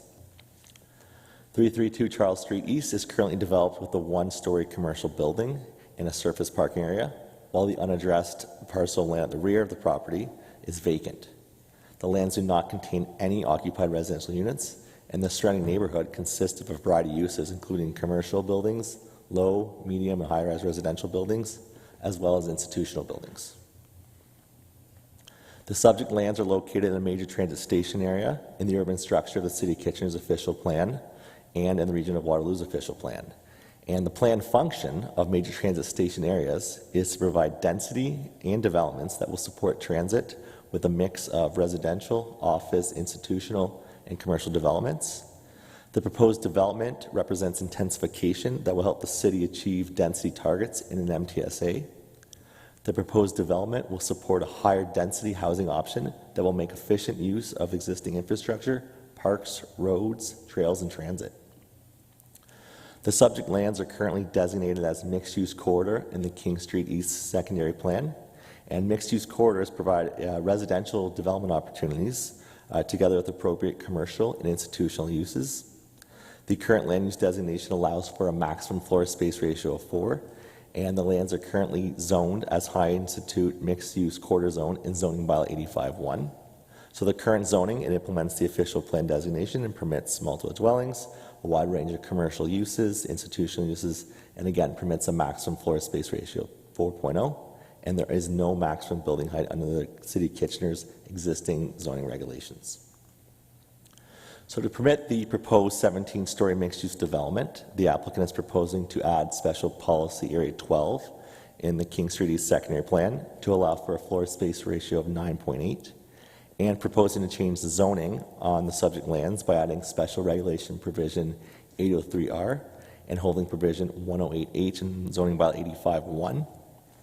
Special regulation provision 803R will allow for an increased floor space ratio of 9.8, and it will require a parking rate of 0.4 parking spaces per dwelling unit, with 8% of the required parking for which will be shared between visitor parking and non-residential uses.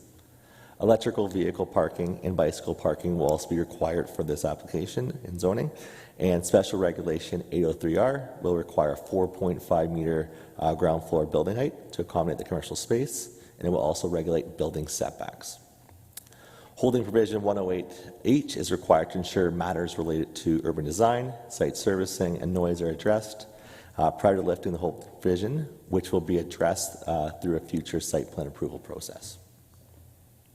So before you is the concept site plan for the proposed 17-story mixed-use development with 163 residential units and 2 ground floor commercial units.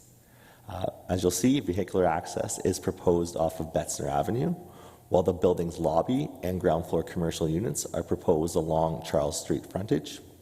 A mix of 1 and 2 bedroom units are proposed, along with 65 vehicle parking spaces, 170 bicycle parking spaces, and 20% of the required parking spaces will be electric vehicle ready. Before you is a building rendering of the proposed development. The Charles Street frontage, it includes a well-defined base that is activated again by the ground floor commercial units and the building's lobby. Massing is broken up at the 8th story of the tower, which mitigates overlook issues and shadow impacts.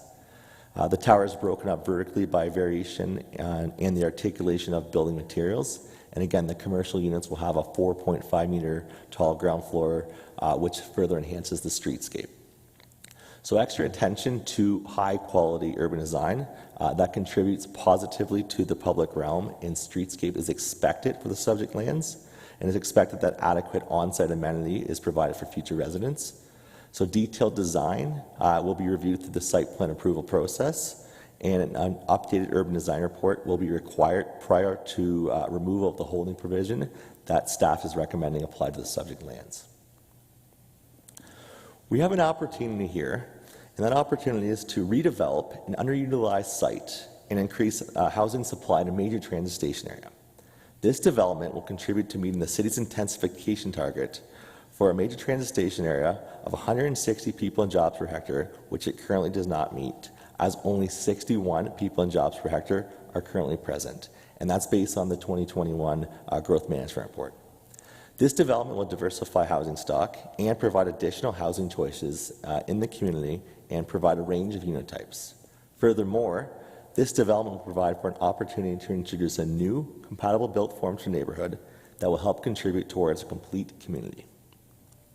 In conclusion, staff are supportive of the proposed official plan amendment and zoning bylaw amendment applications as they are consistent with policies of the provincial policy statement, conform to the growth plan for the Greater Golden Horseshoe, the region official plan, and the City of Kitchener official plan, and represents good planning and are in the public interest. Thank you.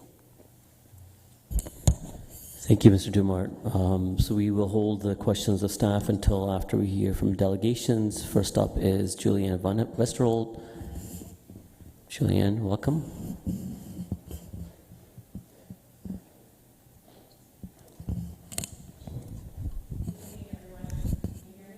Yes, we can. Right. So I just wanted to say, in the interest of time, I do have a presentation here, and I'm fully prepared to present it, but a lot of the material was already mentioned by Mr. Dumart, and I'd be happy to just answer questions if there are any, if that is Council's desire. So.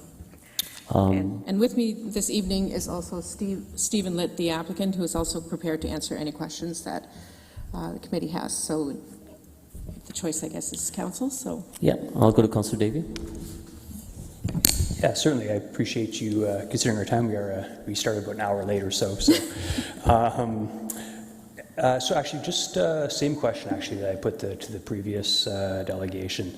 Again, interesting times that we're in, and I wanted to ask this particular building is quite a bit lower, I think, than what we've seen come forward, especially in major transit station areas. So I guess I would ask if there is any interest, even though at this late stage, to consider additional density, perhaps for some additional community benefit, or are you locked in on this current proposal? I think that's a question for my client. Mr. Litt. Yeah, we'll take that back. Sorry? Yeah, we'd love to take that back, absolutely. Take that back? Okay. Okay, yeah, no, I think that's my only, that's my only question, thank you. Actually, Mr. Chair, then, so I'll make an amendment. There's no other delegations in this item, or is there?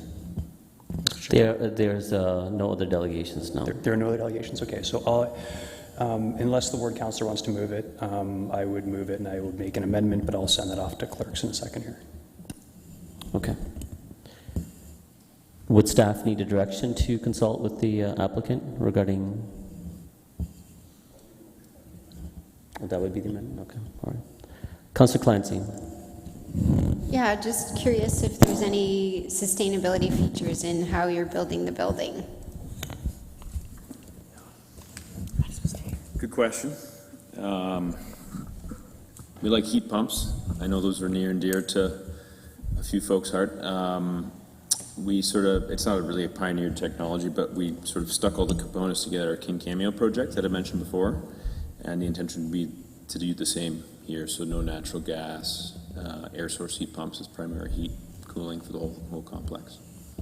Awesome, thank you. No problem. The only other considerations, I know this part of town is like a green space desert, you know. I know you don't have room on the plot, but just a concern. I think, I guess we're in limbo right now, right, when it comes to park space dedication. Mr. Dumart, can you say anything about parkland dedication?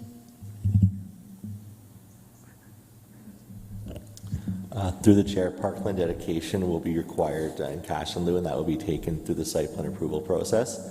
Parks did identify that they would be involved in the site plan approval process, reviewing the on-site amenities proposed on site, and would like additional detail on that. As such, staff is recommending the urban design report to include a section with more detail on what the on-site amenities would be provided on site to accommodate future residents. Okay, thank you. Councillor Johnston. Thank you, Chair Singh. And the same question as I asked earlier, when are you looking to have this be shovel ready? Next summer. Oh, that's good. Okay. Thank you. Councillor Chapman. Yeah, and maybe I missed this in the report. Are these rentals or condos? They're rentals. Rentals. And are there any affordable housing units? Are there any affordable housing units? I think we would probably be considering that. But. Yeah, as part of what Councillor Davey brought up, I'll come back with something So that without an includes a little bit increase more in height, density and you're some- not committing to any, basically? Correct, yeah. Come back with something that has a bit of everything that the world wants: housing, affordability, energy efficiency, the balancing act. So this, you'll come back with all of this by next week? You bet. Okay. We'd be happy to. Those seem to be the questions of the committee. Just have a few. Mr. Litt, if you want to come back again. So you're saying that there would be some consideration, obviously, with possible discussion with staff regarding, and I think Councillor Davies' motion will give directions to staff to have that viable dialogue with you. But as the application was presented with the 17 stories and this intensification, was there any anticipation of affordable housing units in its current form? There was not, other than by the very nature that this would be Rental. Rental and targeting that middle demographic, which I usually speak to, but haven't as of late. So, okay. Yeah. So really, the additional consideration of affordable housing really come in lieu of potentially increased density. Then, okay. I look forward to see what you have to offer. Thanks. Good. Likewise, thank you. Okay, so there's no questions of staff. Oh, that's all the questions of delegation. I will queue for questions of staff then. Okay, I do actually. Within the MTSA, we can't ask for affordable housing. I thought it was 5% through Bill 23.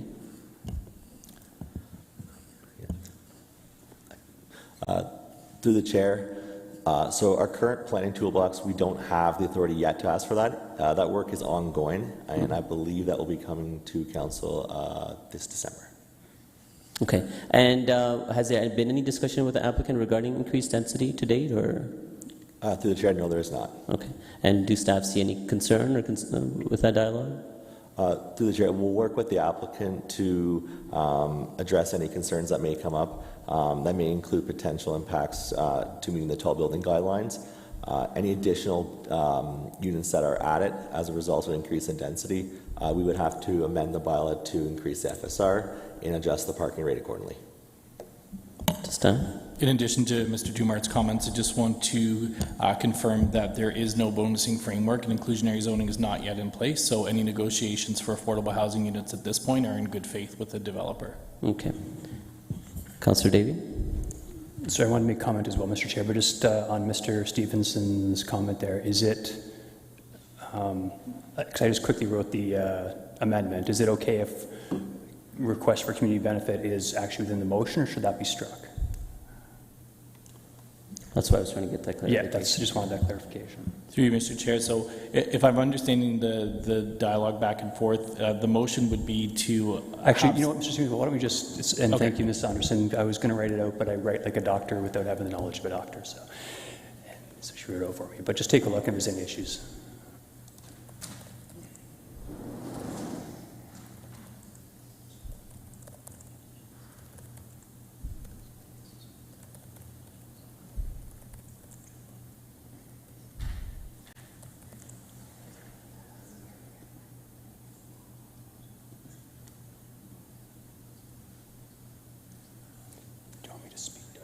Yeah, if you can. Yeah, I'll speak to it quickly as well. So while staff's reviewing it to see if there's any issues, I tried to capture what I heard from my colleagues as well in terms of what they would be looking for if there is additional density. I know that this is not a process that we typically like to do, and I apologize to planning staff. I've done this in the past with the Mets, for example, but you know, as we all know, we are in extraordinary times when it comes to affordable housing and the housing supply situation, and I think it kind of recalls for an extraordinary response. So I think we do need to, like, oftentimes these applications have come into us, you know, a year ago, right, or longer, and that was a very different time. 5 months ago was a very different time for us. So we need to be nimble and respond, and I know that we're putting that work on you, planning staff, to look into this, and I respect it, and I thank you for it, but I think that we need to be looking into it. So anything that we can do in between now and council on Monday, I would appreciate. Thank you. So would staff have any concern with the way it's written as to aspects of the Bonusing Act?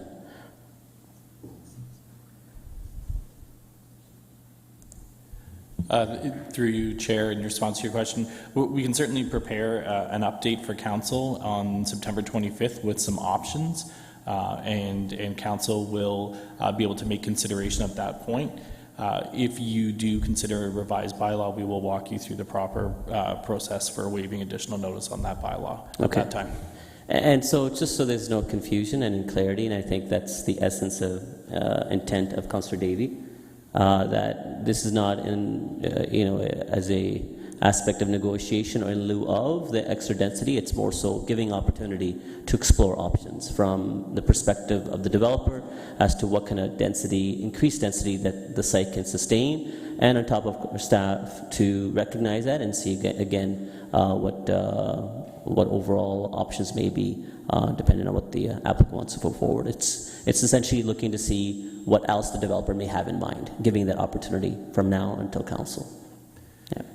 Chair, may I ask, can you confirm, are you happy to receive an email update on Friday or Monday with a brief oral presentation, knowing that we'd have to have a decision and report done by Wednesday of this week? It's Councillor Davies' amendment, so I'll ask him. Absolutely, and again, just to reiterate, thankful for the receptive response from staff given the short time frame. Anything and everything, we're here to make it easier. Okay, all right. That's so the motion. That's an amendment. I'll look to get the mover for the motion. It's Councillor Chapman's word, so I'll go to her. So the motion has been moved by Councillor Chapman, and the amendment is before us from Councillor Davey. Any comments? Okay. Oh, Councillor Schneider. Thank you, Chair Singh. Yeah, thank you, Councillor Davey. I mean, we have a one-time shot at this, and as you said, we're in extraordinary times and in a housing crisis, and I don't want to have that regret of 10 years down the road going, I wish we would have pushed for more units. Once the building is up, you can't add more stories to it. So this is the time to ask, and thank you to staff for being open, and thank you to Vive for responding to this in a positive way as well. So I look forward to seeing what we can come up with, because it worked very well on the Schneider property. Councillor Chapman. Yeah, I won't be supporting the amendment because I think it's very difficult to determine what adequate community benefit would be. And also because when we're talking of affordability as 80% of market value, I feel that doesn't do justice for the affordable housing crisis that we have. As far as environmental considerations, sure, that's very important, and I would support it, but I can't support the whole motion or amendment in the way that it's written. Okay. Just quickly make a comment. As I said, and I looked for clarification from Councillor Davey, and he acknowledged, and from staff as well. As the way the processes currently are, I wish there weren't. I wish there was more mechanisms to be able to ask community benefits. I think that was a loss that was taken away from the Planning Act. But currently that's not allowed. And I don't think that's really the essence of what the motion or the amendment is trying to entail. The real question at hand is that we are in an absolute housing crunch. We just want more density, period. And especially more density where it's most conducive. And it's most conducive very close to our MTSA or within the MTSA areas where we can really take leverage on the millions being spent from the City of Kitchener perspective when it comes to alternative modes of transportation. When it comes to billions, now it's going to be with an S, when it comes to higher order of transit with our LRT station, not just between Kitchener and Waterloo, but in future phases and phase 2 towards Cambridge as well. So when there is options to encourage or ask for more density than perhaps which was initially envisioned. And we have to understand these applications can take a very long time through processes to go through. This may have started 2 years ago. This is a completely different landscape from 2 years ago. More so recognizing what the province is expecting of its municipalities. We gotta build more. We gotta build faster. Like Councillor Johnston continues to ask these applications, not just looking for the approval, but when will you build it as well? So on top of the increased density that we would prefer, and I would support Councillor Davies' amendment in that ask, I think it's also expected or hoped, not expected, it's hoped that through goodwill, it's not just always about the dollars and cents from the development community, but it's also hoped that on their perspective that they would want to do right by the community and see what they can enrich the surrounding area or within its future development as well. And that's really, I think, the forthcoming essence of this motion. With that, all those in favor? Opposed? And that carries with one opposition. Thank you. And I think Mayor Bogdanovic. I was in favor. Okay. I'm sorry, I didn't look, Mayor Bogdanovic, before I asked for comments. You didn't have your hands up, did you? I did not. Okay, I'm still trying to get used to the whole online and in person, so my apologies. Okay, so that's been approved, and then we have, main motion, yes. All those in favor for the main motion as put forward by Councillor Chapman, and that's Mayor Bogdanovic is in support as well, and that carries also. Thank you. Okay, so that item is done, and we have information items. I don't think anyone has any need or requirement to take those out. Okay. Councillor Chapman? Well, one is, I won't bring up everything I have here, but in the attachment C, or 7.2, attachment A, it places 22 Wellington Street North under Ward 9, and it should actually be under Ward 10. Before we do, we should probably take it, can you put a motion to take it out of... Does it need to? Yes, it does. It's for information only, so if you want to ask questions of it, it has to be brought up. So then, yeah, I'd like to take both then 7.1 and 7.2 out. Okay, so both 7.1 and 7.2, all those in favor? Opposed? And that carries. Go ahead, Councillor. Okay, so I started with 7.2, and I just wanted to point out that 229 Wellington Street North should actually be under Ward 9 and Ward 10 and not Ward 9, where currently it appears. I also wondered in attachment C under 7.2 what we mean when we talk about 179 new affordable units. What do we mean by affordable? I think it might be useful to, you don't have to answer that right now, but it might be useful to make that clear in the report. And yeah, should I go on? Yeah, 7.1, under item 7.1. You got 19 seconds. It refers to the food incubator pilot. I don't think we've heard about this before. I don't ever recall hearing about it. Can we get a Coles Notes version of what's being proposed there? That's item 3.2.2, Appendix A. Mr. Reedman, can you help to inform? Yeah, through the chair, that was identified in Make It Kitchener 2.0, which council approved, I believe, in 2020, and so I can get staff to circulate an email to you and the rest of council on what that specifically means, if you're looking for more detail on it. Okay, I appreciate that. And under 7.1, 4.4.4, when it talks about the open space strategy, will this include new park spaces, like new parks in the areas that are most in need? Because it doesn't mention that. So through the chair, the scope of this body of work is related to the Places and Spaces strategy, and so the remaining work that will be brought forward to council is on places, which is really about the quality of parks and the amenities located within parks. The spaces, which you're referring to in terms of the quantity of parkland, that was completed. However, Bill 23 will impact our ability to achieve targets, and a review of those impacts associated with Bill 23 is still underway. That will then inform the parkland acquisition strategy, which is an implementation item of the spaces component of places and spaces. So that is not within scope of this item. Because it refers to open space strategy. So it's really just places, you're saying? So in the original intent, and recognizing that this was through the last council strategic plan prior to titling places and spaces, it was referred to as the open space strategy. So this is a remnant name, but yes, the scope of this is the places and spaces strategy. Okay, that's fine. Thank you. Councillor Clancy. Yeah, Actually, no, sorry. My apologies. I got to go Mayor Vanovich first, yes. Go ahead, Mayor Vanovich.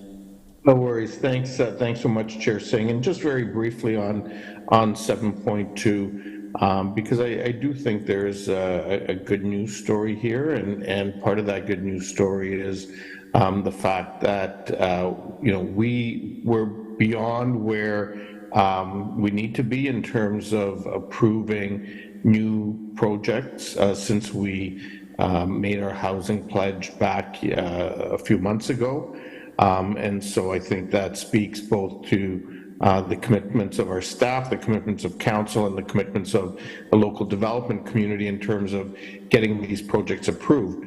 Where us and other municipalities across the province are experiencing some challenges, seeing those approved projects actually get to the point of building permit stage and moving forward. And there's a couple of things that we know have been a challenge in that regard, one of which is interest rates and the other being access to skilled labor.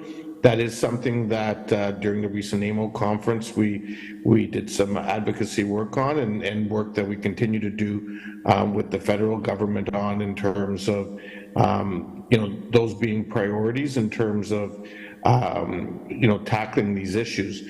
One of the one of the things that certainly I know I've raised both with the previous and the current housing ministers is looking at mechanisms to incentivize and encourage developers to move forward in a timely manner. One of those was the decision recently announced by the federal and provincial governments to eliminate the HST for rental housing. That is significant, and I know in speaking with some in the sector, it has the ability to really counteract some of the negative impact of interest rate hikes in order to make these projects viable and see them move forward at a time when we desperately need them. So, all in all, I think we're in a good spot, but we still have a lot more work to do.